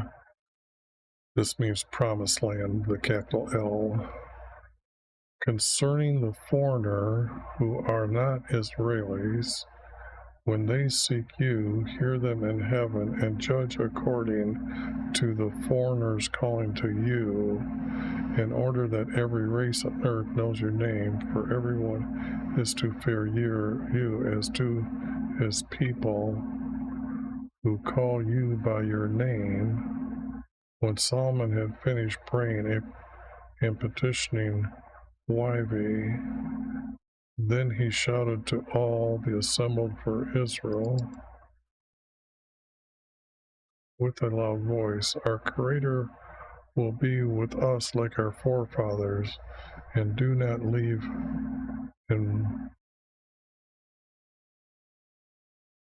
our Creator will be with us like our forefathers, and not leave from us. This is saying that in those 250 years that's missing, our Creator had abandoned them because they went away. So when David brought them back together, now Solomon is saying, now that we're back together and we're all understand what's going on here. So that kind of goes with what I set up here, or had to correct.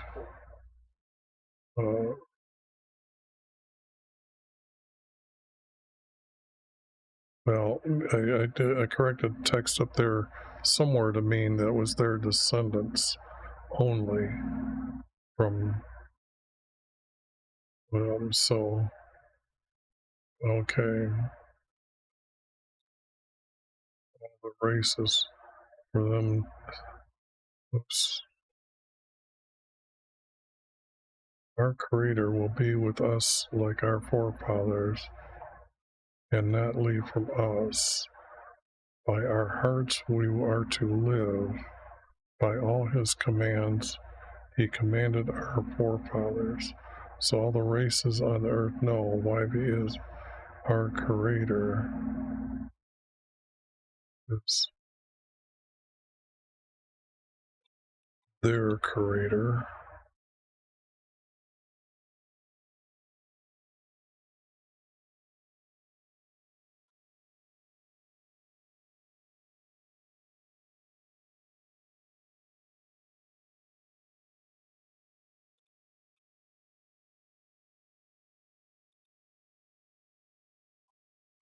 to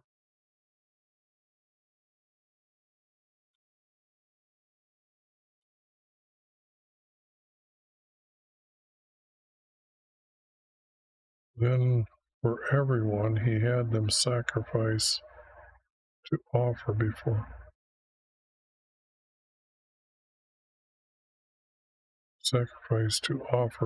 Yahweh, and Solomon had them offer a peace offering for them as they stood by the gate. As the peace offering was on the large altar, his fire consumed it. So with Solomon they observed the celebration at that time as a great congregation before Yahweh our Creator. They celebrated his statute for 8 days. Okay.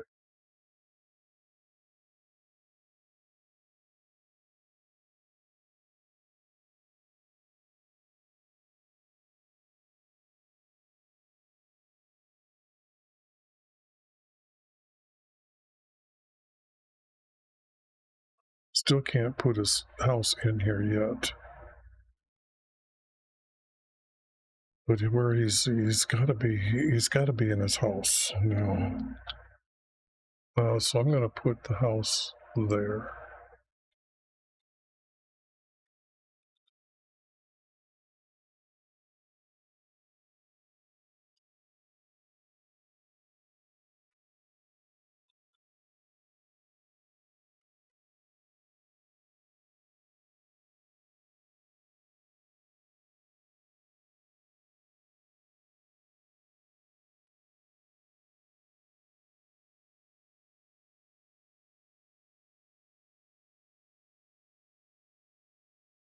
Across from it, Solomon had built his house within 3 years.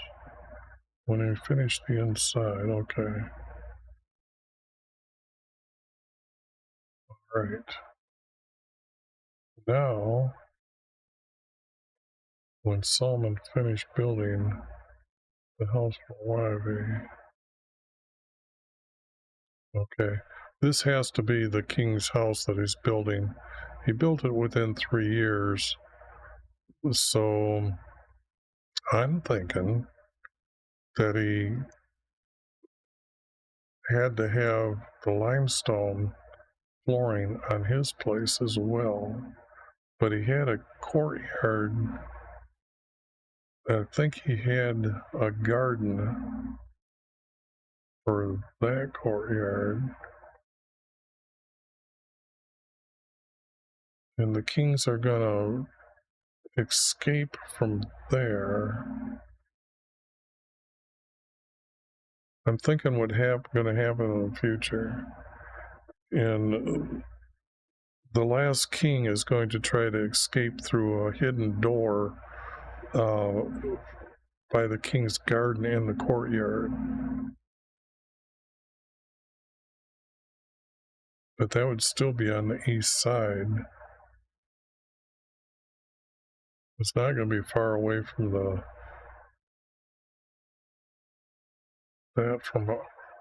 so when they took off with those horses as fast as they could because they were rushing down.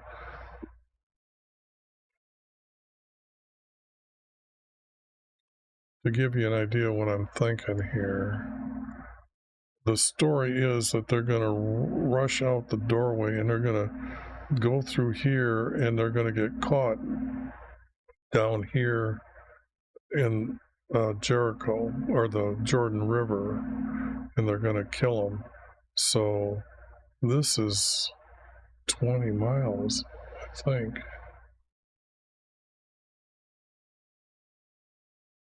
So from here to here,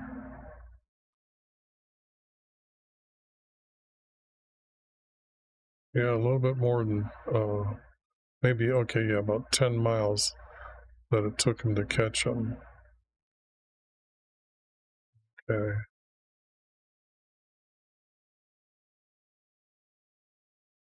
everything's got to be figured out. So the priest house can't be on that side.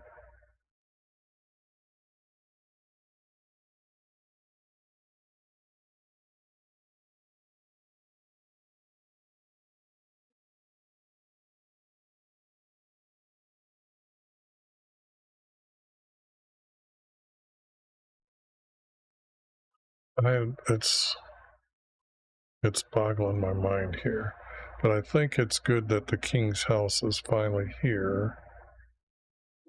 And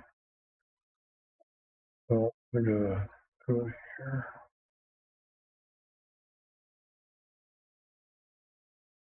And get rid of that here. Now I've got Solomon's wisdom's got to be put in here someplace. And he said, I heard your words you said to me before, by the house you built for my name forever. I will hear their words to me. Just as I promised your father David, saying his sons will rule Israel. But if your sons turn away from me and do not keep my commandment and statutes, I set before you and them, and go. I have set my commandments and statute I set before you and them, and then go and worship false creators.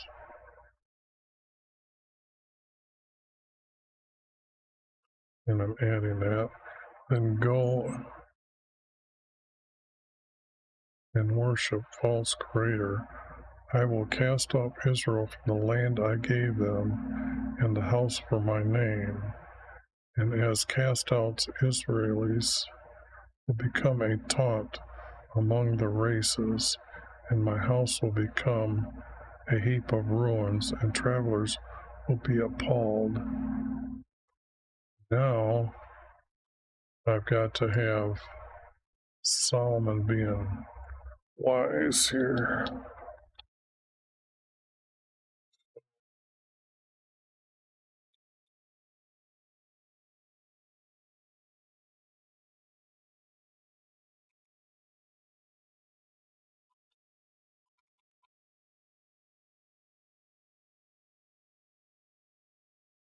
Around us.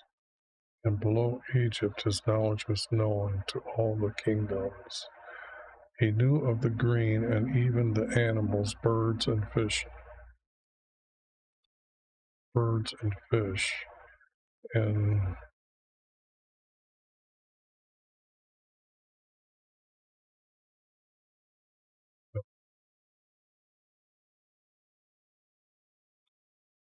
their kings, and their kings and their advisors came to hear the wisdom of Solomon. Okay. When the queen for Sheba heard about, okay, now I can get rid of this.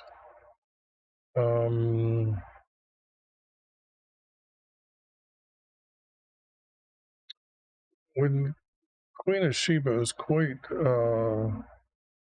detailed of what she's bringing, so that location has got to be pretty easy to spot.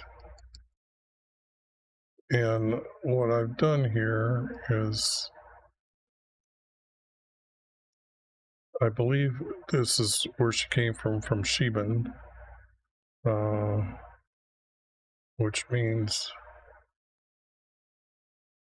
I gotta get rid of the N here. Sheba.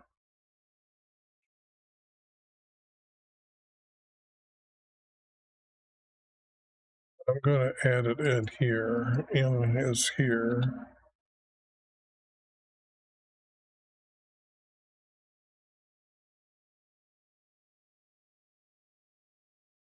I came to test with difficult. Of course, what she had was camels, this is the desert. So she probably had to go an awfully long way.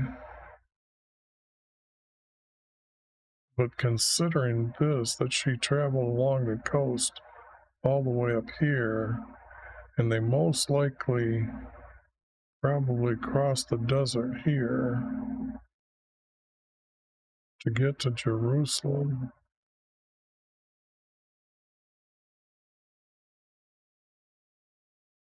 Man, she come a long way, but the object is she came with spices and I think linens.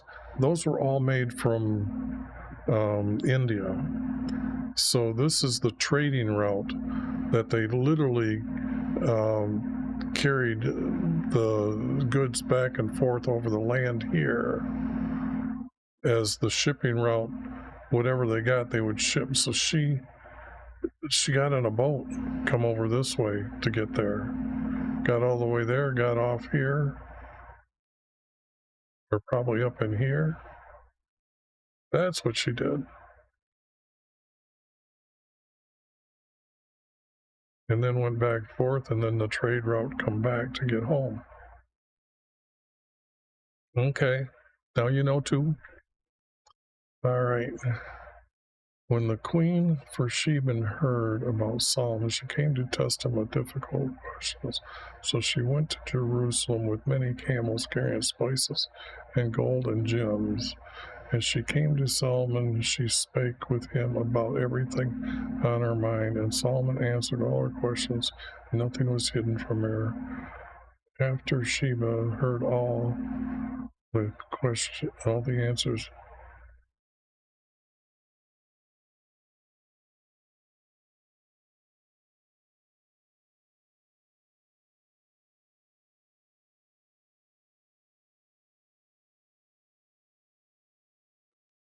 it was named after her.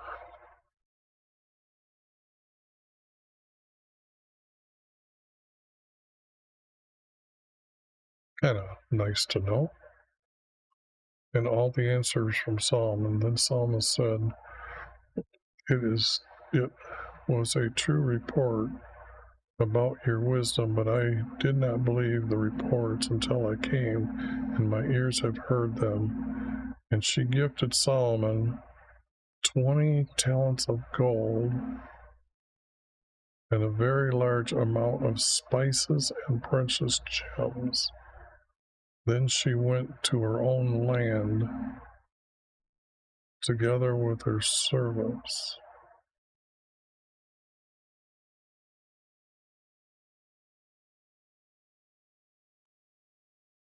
Back to the sea and returned home on the ship to her own land.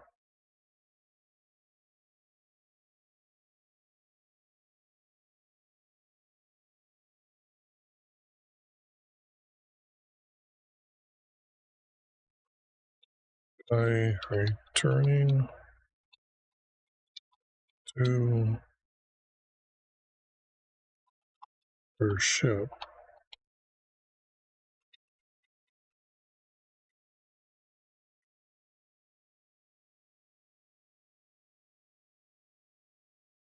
went to her own land together with her son.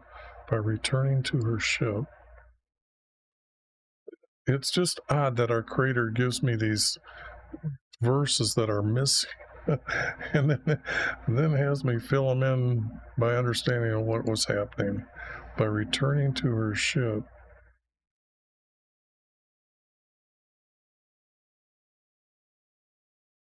to sail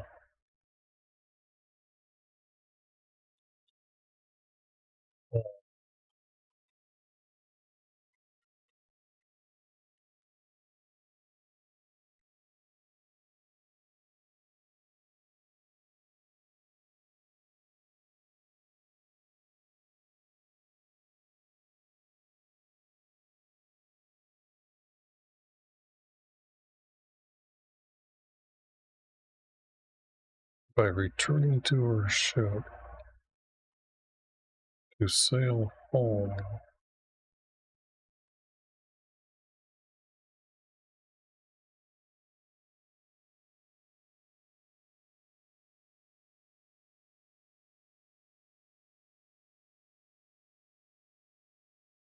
What was, I don't have that.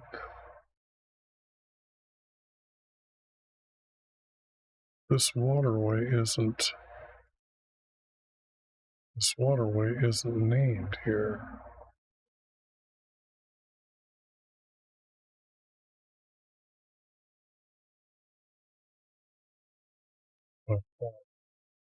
And this is going to be the location.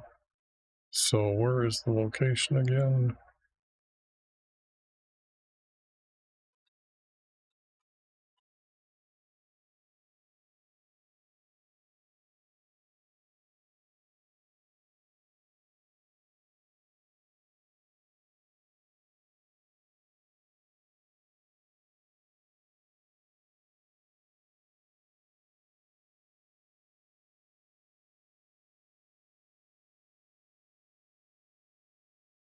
I think I got that spelled wrong. That should be almond today. I think this is, or is almond just this tip?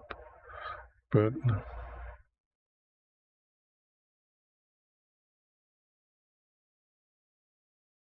sail home.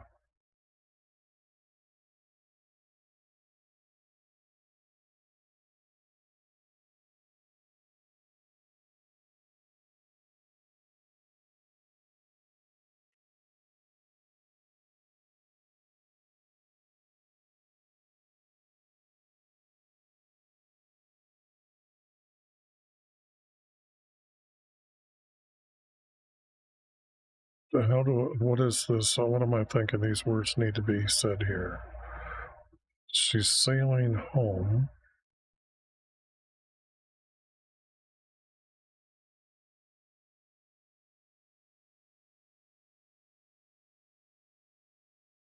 To sail home.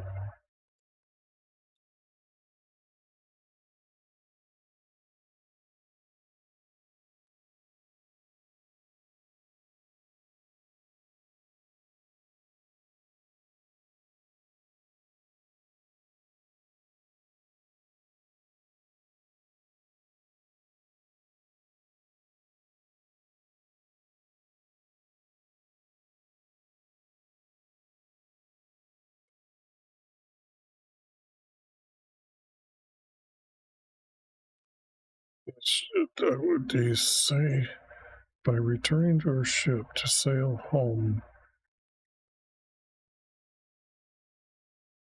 to the far end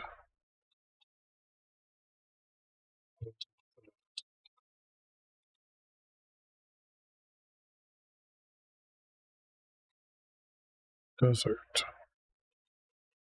I guess that's the best way I can put it.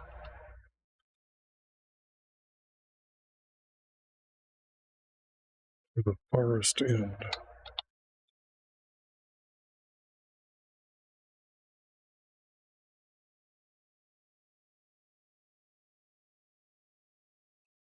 Okay, now we know where Sheba is located. Now the gold given to Solomon were talents of gold from all the kings around Egypt.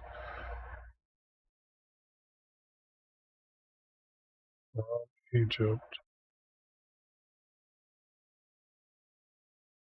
And whoop, yep. Oh, just a second. Spit off some things here. So, well,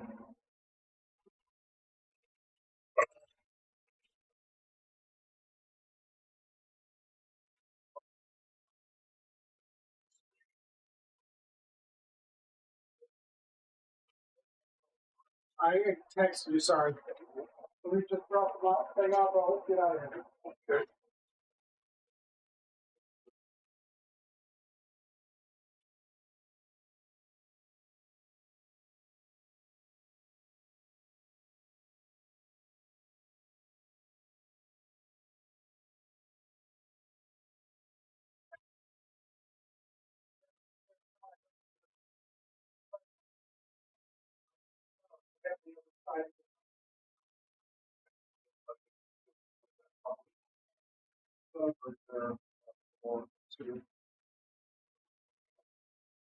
We'll get back to streaming here. Yep. The $50 for the programs we're offering. Okay, well, this is 50 towards your thermostat that you bought. Okay, Now we have 50 now. Okay, real good. good deal. All right. All right. Next time, bring the other stuff. Yeah. What kind of mic did you buy? The one you told me Okay. Okay. Yeah. Real good. I forgot to ask you, and I didn't want to do it in front of mine. You and Jeff were talking? Not yet. I'm waiting for September. You know, she pissed me off. I mean, give me a break. The mic's on. Give me a break. She couldn't wait 7 days after Dad passed away. She said, push the fucking golf cart. Not the golf cart. It's just the issue. Mom's at a vulnerable point that she's got to go. Yeah. I remember like those things. I mean, I talked to you hello. Okay. Okay, well, I'll try to fill you in more because when I started talking about the inheritance, I just know that all of a sudden you kind of just didn't talk about that. And it's okay, better mention it to them. Yeah, I'll call you later. All right, take care.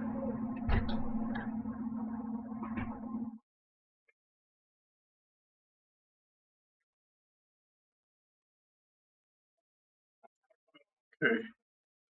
That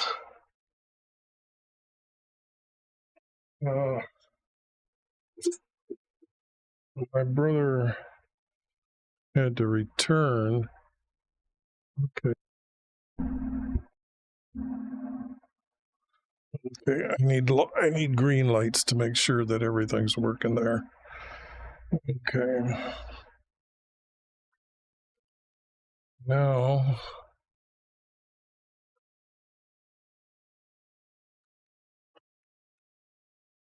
let's see. Okay. Now the gold was given some more talents and gold from all the kings around Egypt.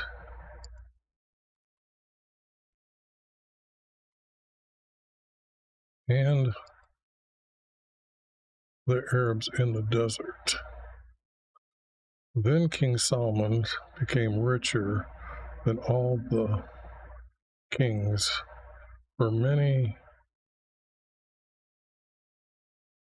kings sought out Solomon to hear his wisdom, and they had brought to Solomon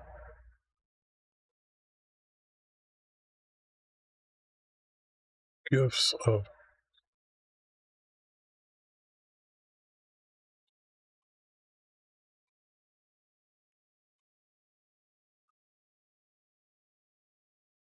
it's gifts, talents of silver and gold, or garments, spices, horses, and mules over the years.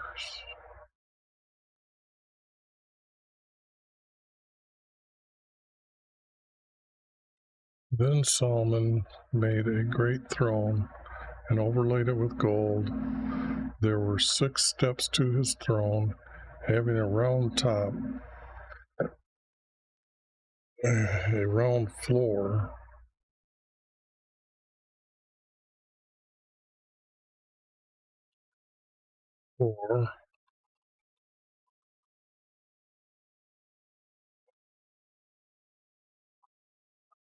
and by the arms for his seat were 2 lions sitting beside them.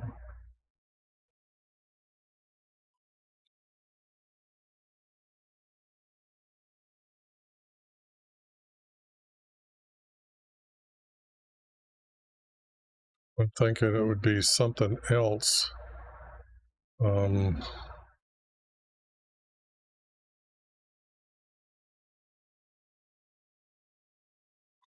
To his throne,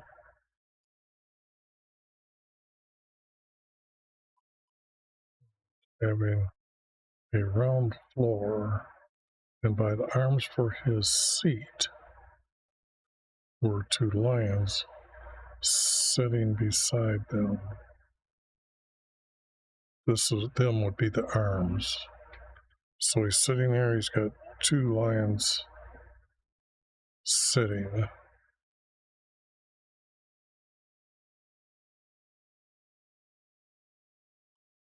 Sitting.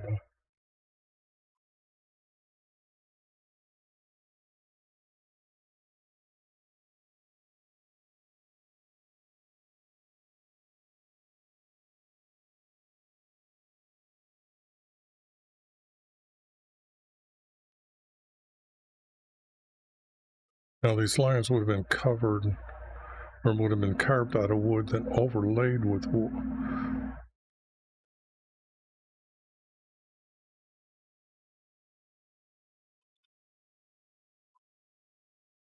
Beside them, overlaid with gold.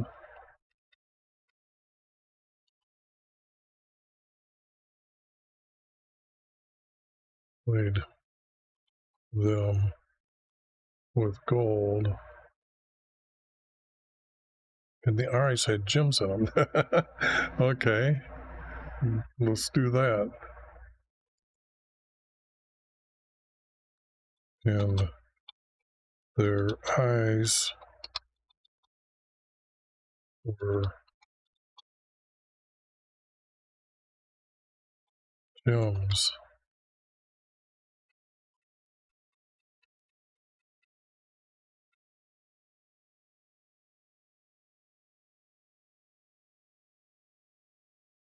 And their eyes were gems.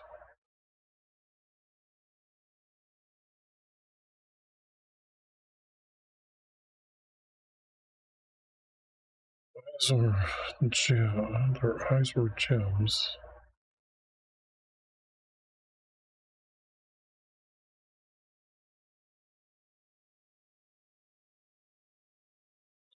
And their teeth from ivory.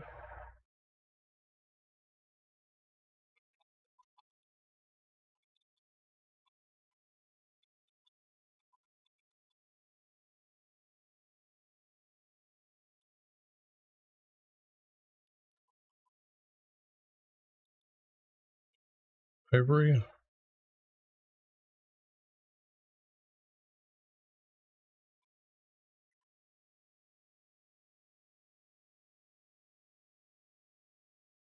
And their teeth were ivory. So they were roaring. Well, I don't think I overdid it here. I really don't. Okay.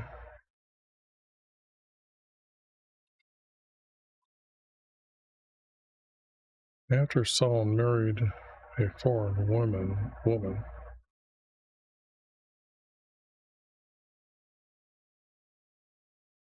the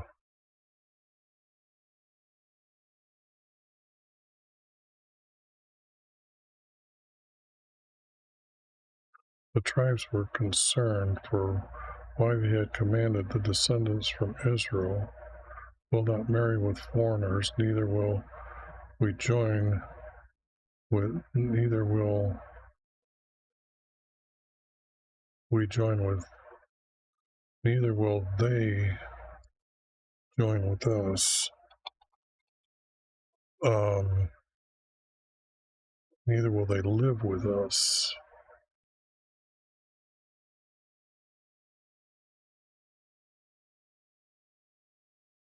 Live with us.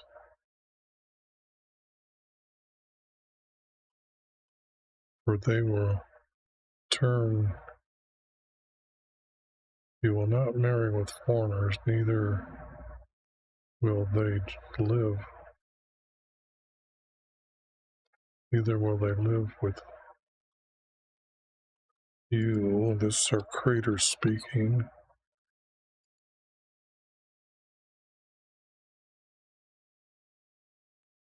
For they will turn your heart from me. and go after their false creators, but Solomon loved her. And it happened when Solomon was older, his wife turned his heart to go after, to go to,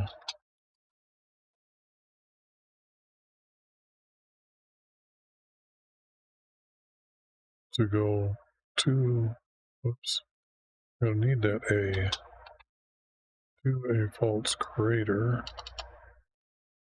and he made an offering to it. Then his heart was not wholly devoted to Yahweh our Creator, for Solomon did what was evil in Yahweh's sight. Now Yahweh was angry with Solomon by his heart turning from him. Then Yahweh told Solomon, because you have done this, I will tear my nation into two nations, and will give them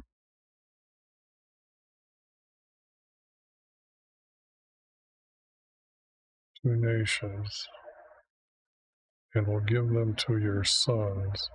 But I will not do it in your days for the sake of your father, but I will tear it from your sons. Okay.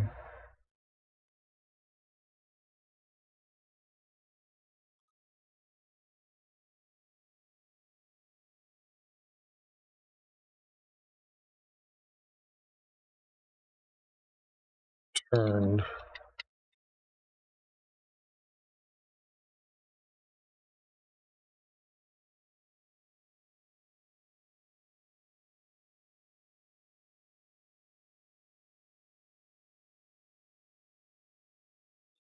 Hey, this I can't have there, but I can have this here. Then his heart, by not wholly devoted to Yahweh our Creator, for Solomon did what was evil in Yahweh's sight. This is a great sin, one of the 12 commandments. Okay.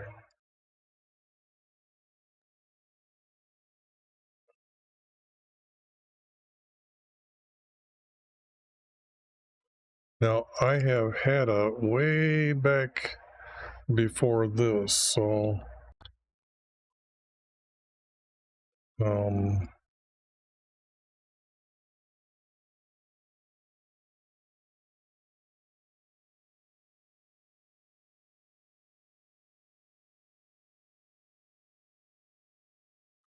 no, I guess I don't. I must have had his name different. Okay. Then Hannah, who was from Edom, and he was the son of, yes, this is the guy's name that I gotta go back. How do I search it? His son's Erz. But I didn't do that in this text. It would have been in this text.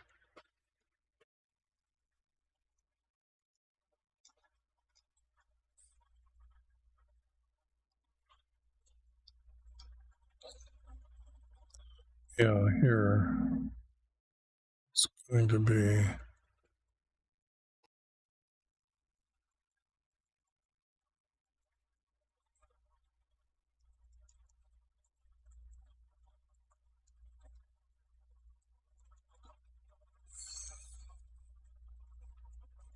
Okay. It was Han.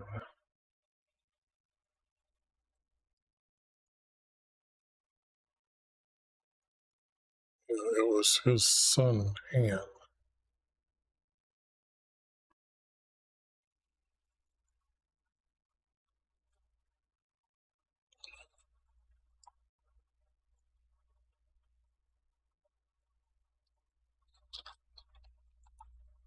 Han.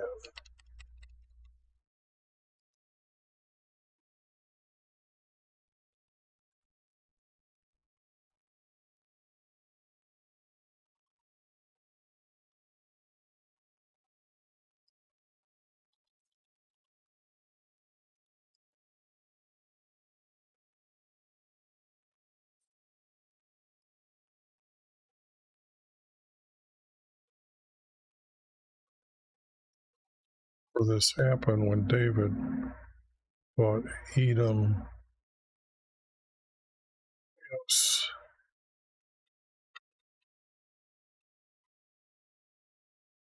Job and his commanders had gone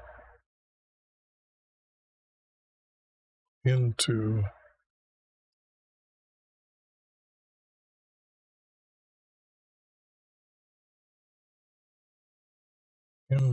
Edom and killed many. As a child, Haddah fled to Egypt with his father's guards.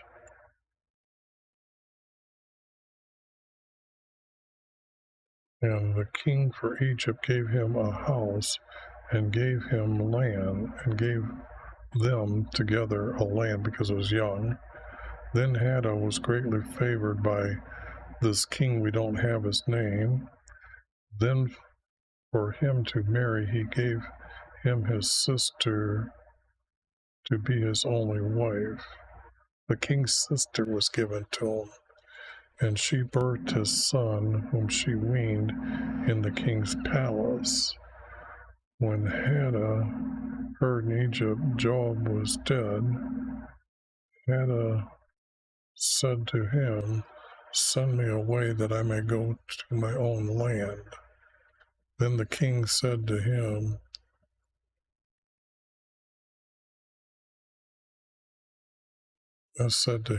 "What do you lack from me to go to your own land?" And he answered, "Nothing, nevertheless, please let me go home." And he gathered men to become leader of a raiding force.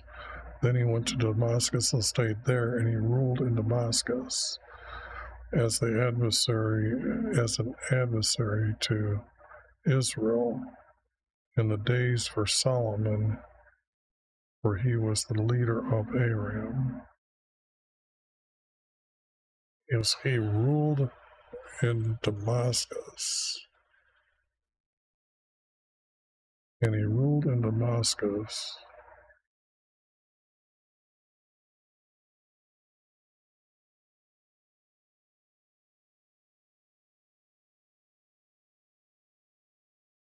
as an adversary.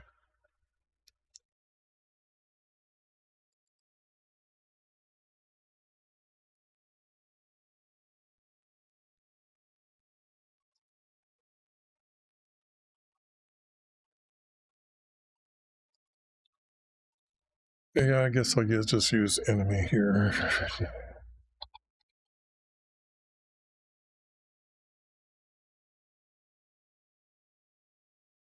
As an enemy, because his descendants are going to be battling all the time now. So, as an enemy, let me see what am I going to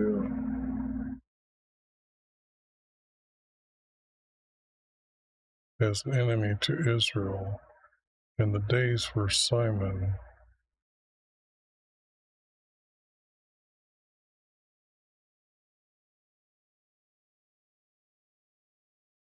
He was king for Aram.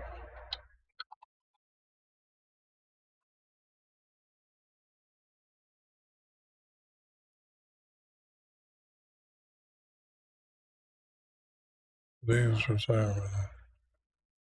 He was king for Aram. Then Jeroboam also fought with him and against Rehoboam.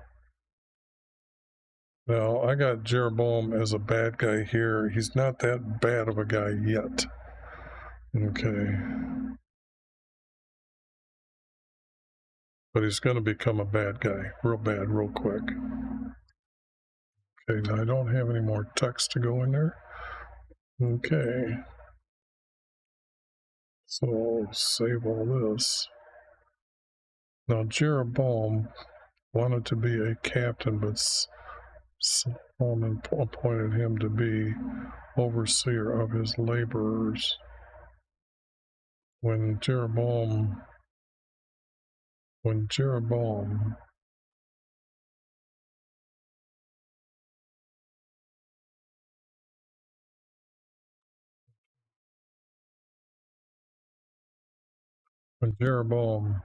left, And our prophet, this is now the third.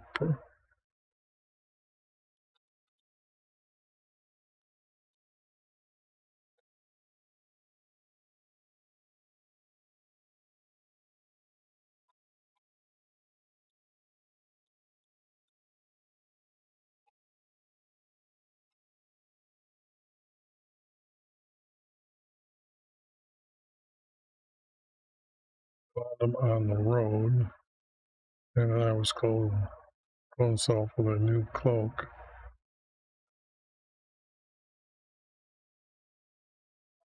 He's got to be able to tear it, so it's got to be old. It's got to be old. He can't tear a new cloak.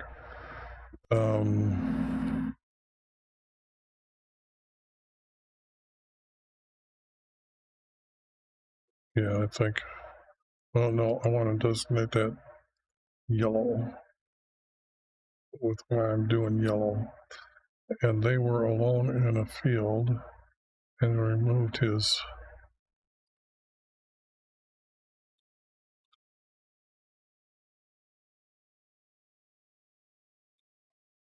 cloak and tore it into 10 pieces.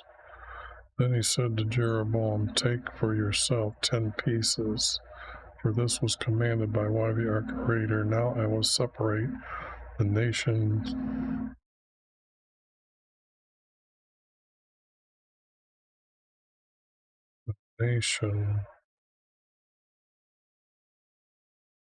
for Solomon.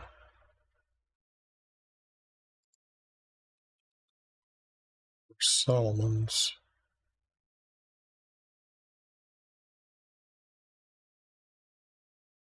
And give you a nation with 10 tribes. But this guy isn't a son from Solomon. He has to be a descendant from David, I think.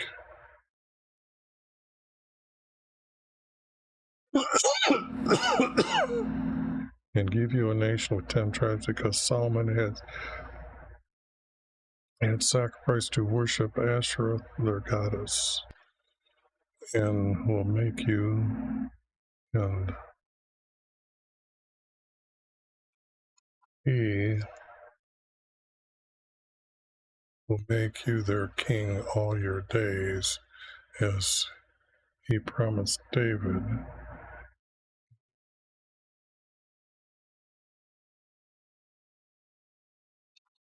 He has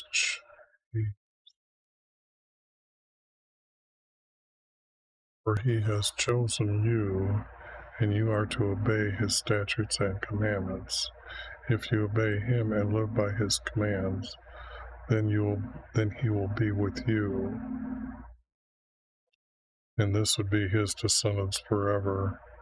Okay, but then told Solomon, and he sought to kill Jeroboam, but Jeroboam arose and left to Egypt until Solomon's death.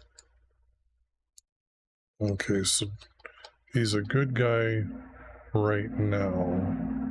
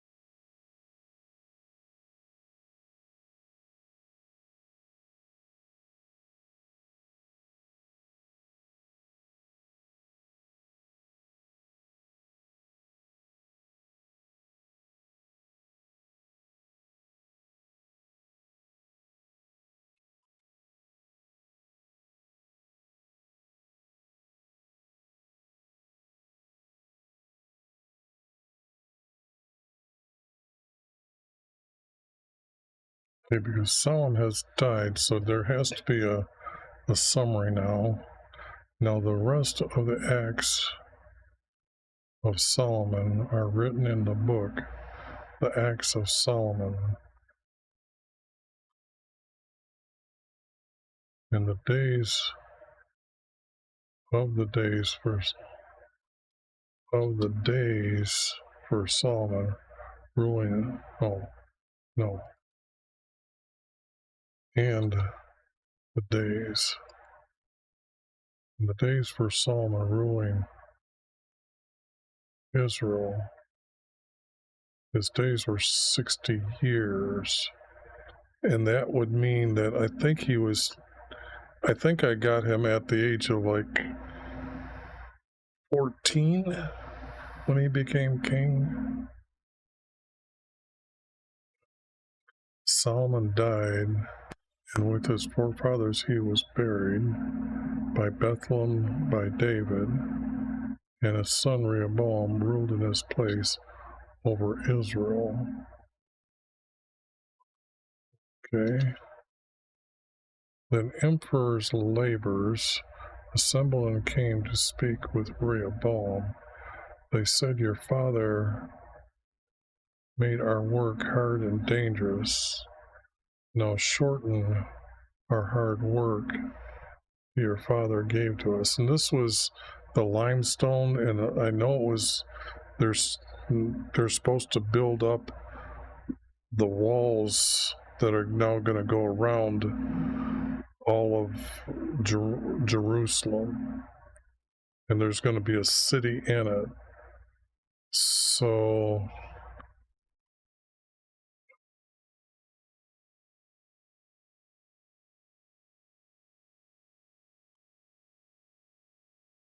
they didn't make huge limestone blocks,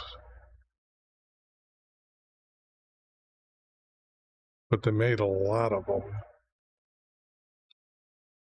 to build a very thick wall around Jerusalem, because I don't see them today, so people would have just took them to build their own houses. So any limestone houses still existing in Jerusalem or around Jerusalem, probably within a good 10 miles, most likely came from the walls of Jerusalem.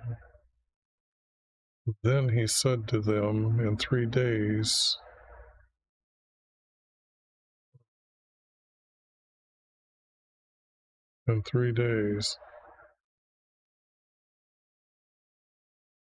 return to me.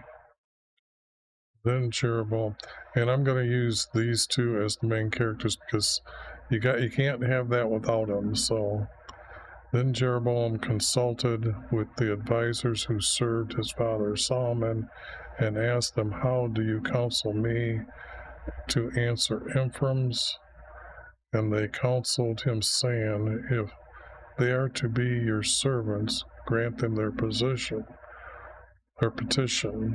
But he rejected their counsel and consulted his friends who grew up with him. So they said to him, "What counsel do you give that I answer Ephraim's?" And his friends said, This you should say to Ephraim's later, "My father gave you a time for your work, so I will not shorten your work." And Ephraim's laborers came to Jeroboam on the 3rd day, and the king answered his laborers harshly, for he rejected their petitions. So Rehoboam did not listen to Ephraim's labor. And this was the turning point. So why he established the prophecy he spake through Ahijah to Jeroboam a son, the youngest from Solomon. Let me see my timeline.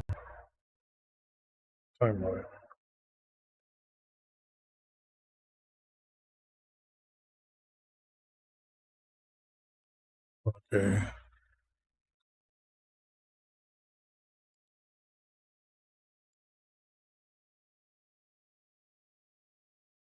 After many tribes did not listen to him, after many tribes did not listen to him, and their people were asking for them to have a king by saying, "Which son will we have from David's?"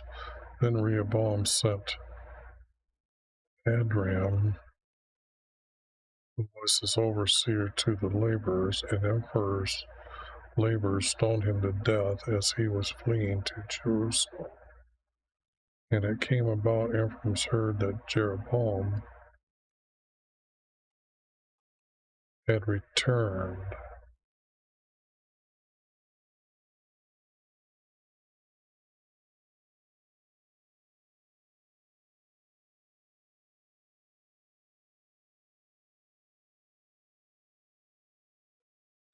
This has to be the leaders from the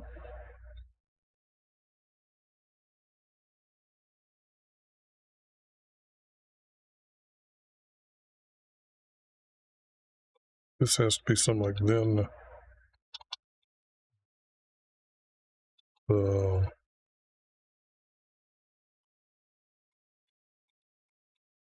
leader and the leaders gathered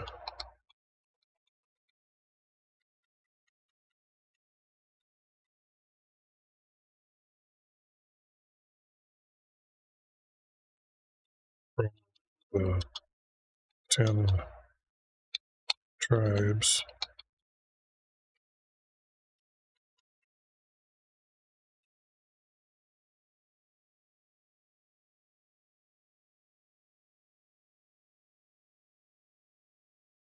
to appoint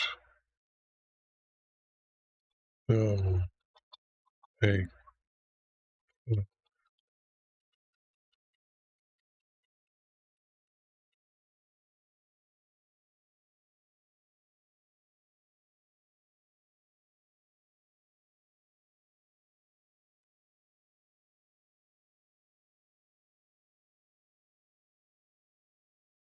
and it came about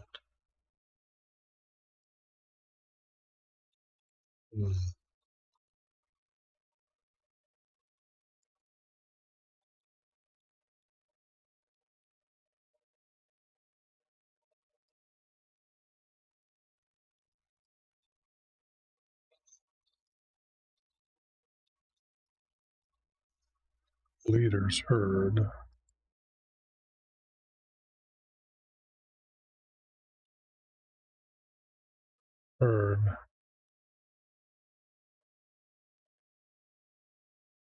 Jeroboam had returned, so they sent for Jeroboam and called the other leaders together.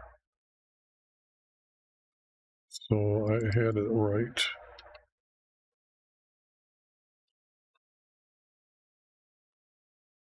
About Emperor's heard Jeroboam had returned, so they sent for Jeroboam and called the other leaders together to make him their king over all the tribes for Israel.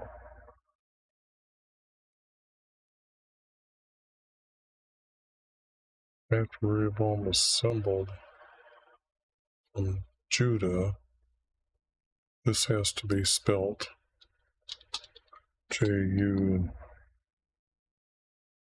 no,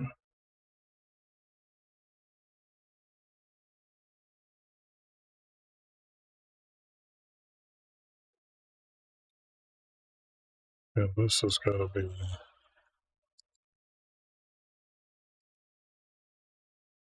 small caps, bold.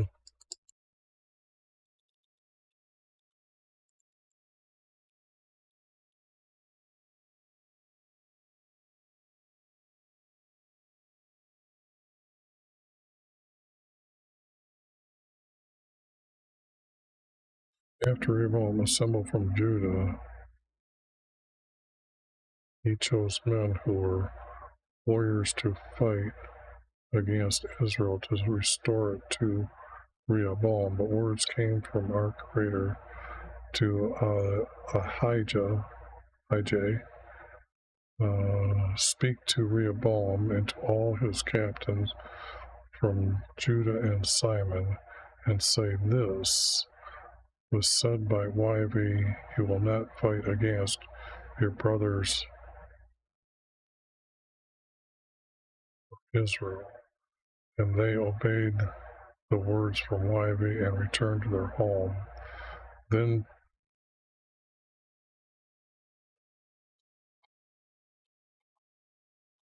Jeroboam built a house in the hills. Okay, now there's going to be a map to help people know where this is at. Then Jeroboam said in his heart, people. Then Jeroboam said in his heart, his people will return to Rehoboam. If my people go on to this is where he gets stupid. Jeroboam.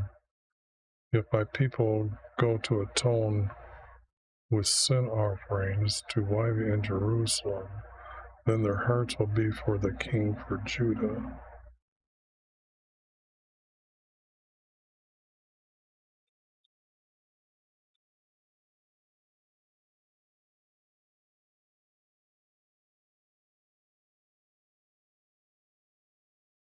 Wait a second.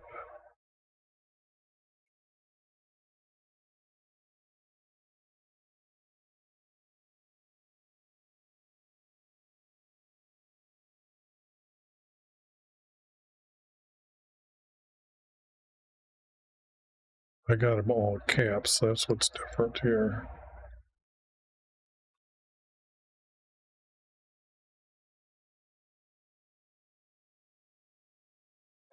I probably got to do a study on this.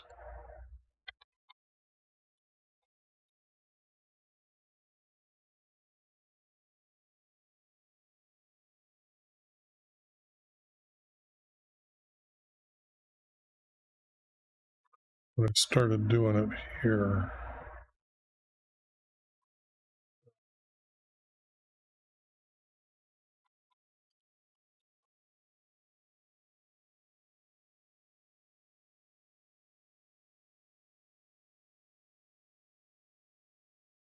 Jeroboam's advisors had to make one golden ox, and he declared to his people, you're not to go to Jerusalem, but to his idol in Israel. Idol in Israel.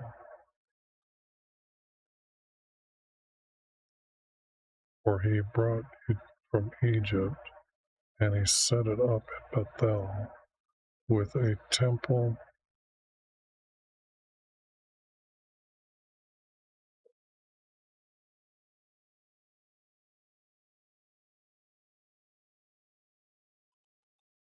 in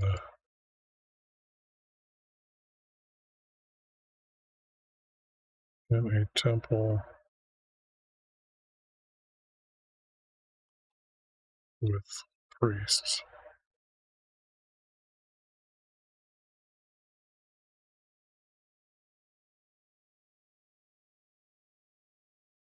And it became their sin, for his people went and sacrificed before it. And he made other idols and altars on the highest hills, and made his priests to live among all their tribes. And Jeroboam commanded a feast on their first, like the celebration in Judah. As he went to his altar in Bethel to sacrifice to the ox he had made, a prophet from Judah with words from Yahweh came to Jeroboam as he was standing by his altar. He heralded his prophecy against his altar so that he shouted to Jeroboam. So he shouted to Jeroboam about his altar. a son will be born for the sons of David, and on yours he will sacrifice your priests and their bulbs. And on the same day, Wyvie has prophesied, behold, your altar will be broken apart. This is Jehu. So he becomes king. He's anointed by Elijah, by the way.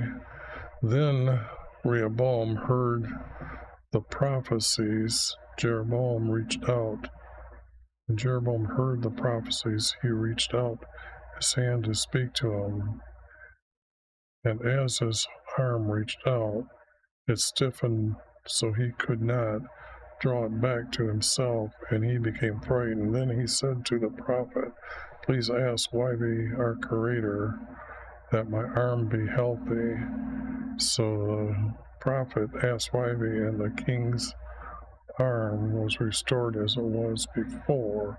Then the king said to the prophet, come home with me, and I will give you a reward. But the prophet said, I will not go with you, nor eat bread or drink water with you. For Wyvie has commanded me, you will eat no bread, nor return by the road you go.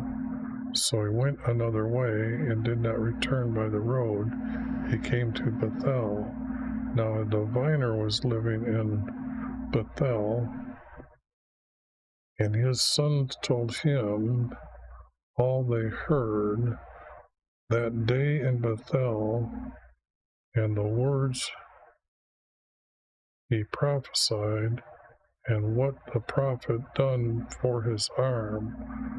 And their father said to them, which road did he go? And they told their father, and he said to his sons, saddle the donkey for me.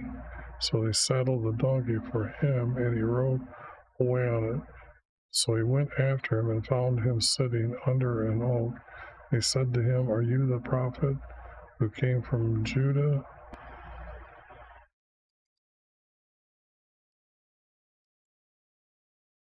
And he said, I am. Then he said to him, come home with me. And he said, I cannot, nor will I eat bread or drink water with you in this nation. For Wyvie has commanded me, you will eat no bread, and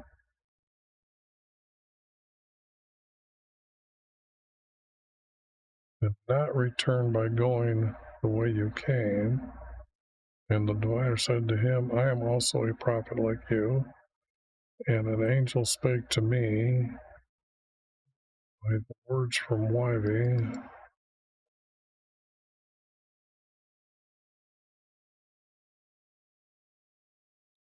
Bring him back with you to your house that he may eat bread and drink water.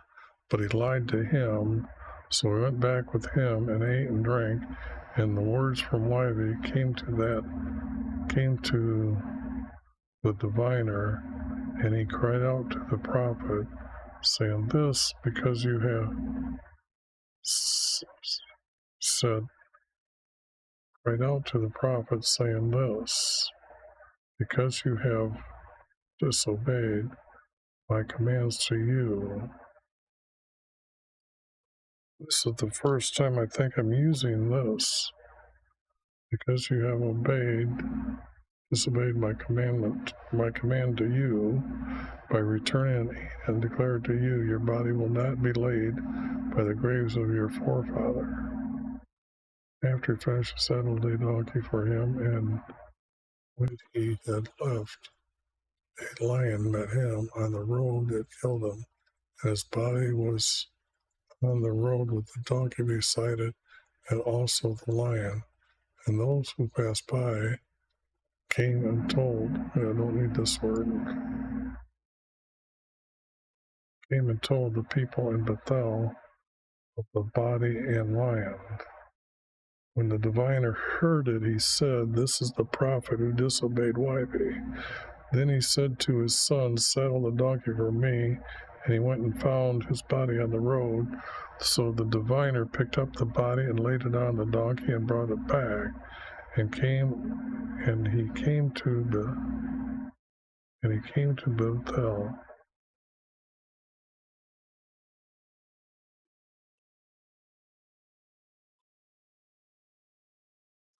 Brought it back, and as he came to Bethel, the diviner buried him by laying his body in his own grave. Then he buried him and spake to his sons, when I die, bury me in his coffin. For these things will surely happen, which he prophesied by the words from Wiley. After this, Jeroboam did not turn from his evil ways.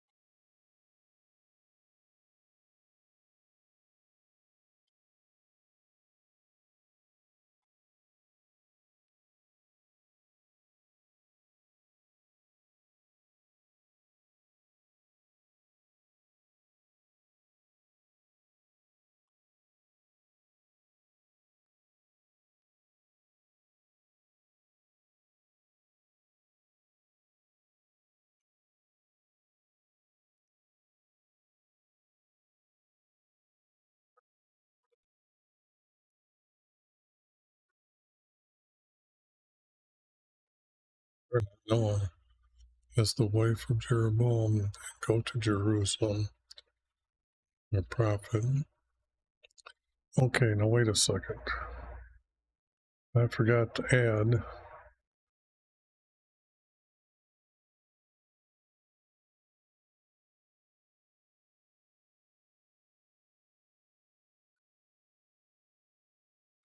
this is the fourth prophet.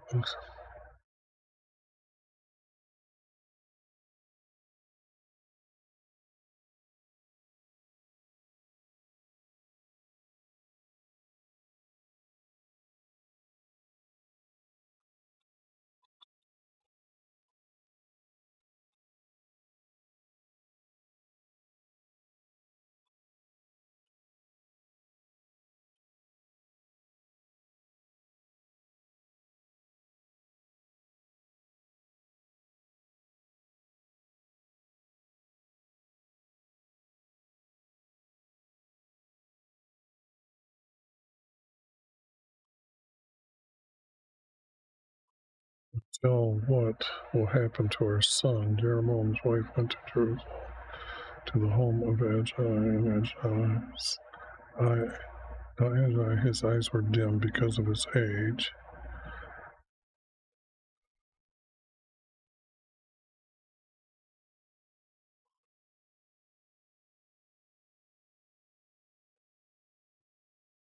Now Wivey had said to his wife of Jeroboam is coming to ask you concerning her son. You will say this to her when she arrives, for she is in disguise to pretend to be another woman. And it happened when Ahijah heard the sound of her footsteps coming to the doorway. He said, "Come in, wife of Jeroboam. Why do you pretend to be another woman? For I am sending you to return." Too many spaces. To return, for you to say to Jeroboam, "This was said by Wivey our Creator, because I exalted you from among your people and made you king over Israel."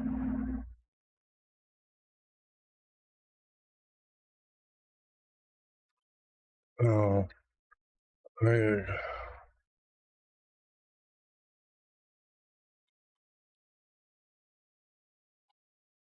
I definitely got to do a word search and do all these.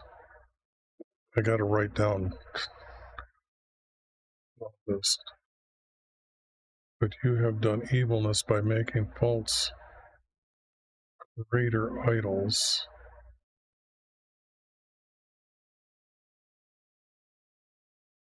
And angered me.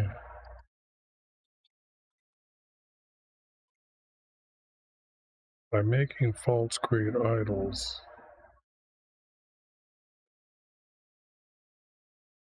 By making false great idols.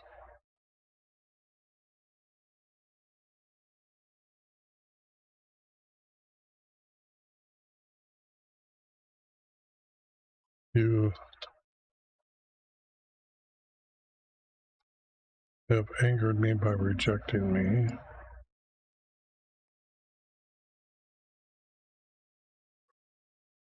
Therefore I am bringing an end to the tribe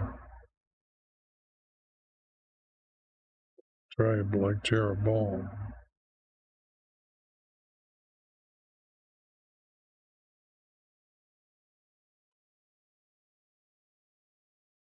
To this tribe like Jeroboam's, and will remove them for direction.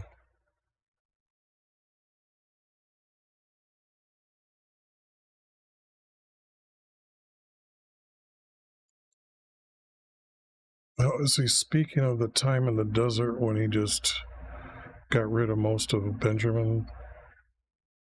Therefore I am bringing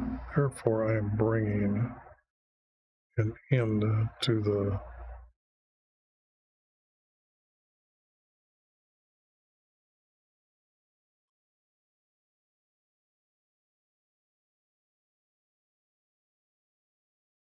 descendants.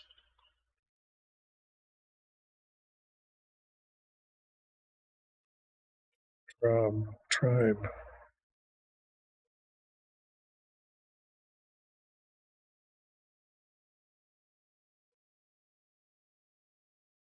To the tribes like Jeroboam. This means that the tribes that were leaving our Creator by making this offering, that's what this is about. Therefore I am bringing an ending to the tribes like Jeroboam, and will reject them, yes. And remove them for rejecting me. Everyone who worships like Jeroboam will die off or die in battle, for I have prophesied. Now this should be only 2 here. 1, 2, okay. Now arise and go to your house when your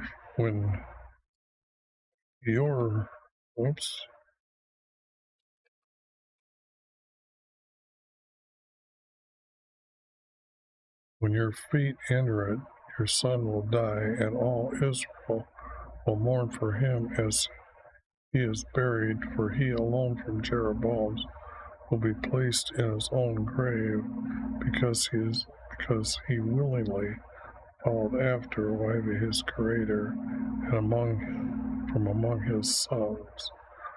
Then Wivey will raise up for himself a king for Israel to kill Jeroboam's. For Wivey will strike Israel as a reed is shaken by the wind, and uproot them from Israel.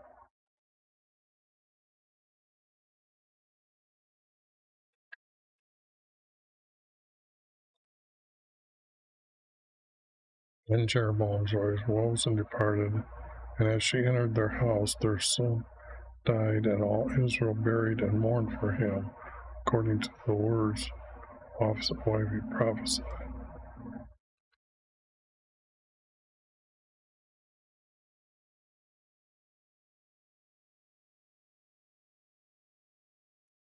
Okay, I'm going to call it an end here, because it's been 3 hours, and I hope you stop by and watch more. I don't know. I don't have a view count of how many people are watching right now. Sorry about that. I'm still learning how to set up alerts. So I appreciate you stopping by and learning the true truths about our Creator and Jesus. And I will probably stream tomorrow 2 times. I'm going to start trying to stream hopefully 10, 11 o'clock, and the other time will probably be 6 o'clock. So other than that, stop by and ask questions or just put it in the comment section below, and I hope to get to you within a couple days.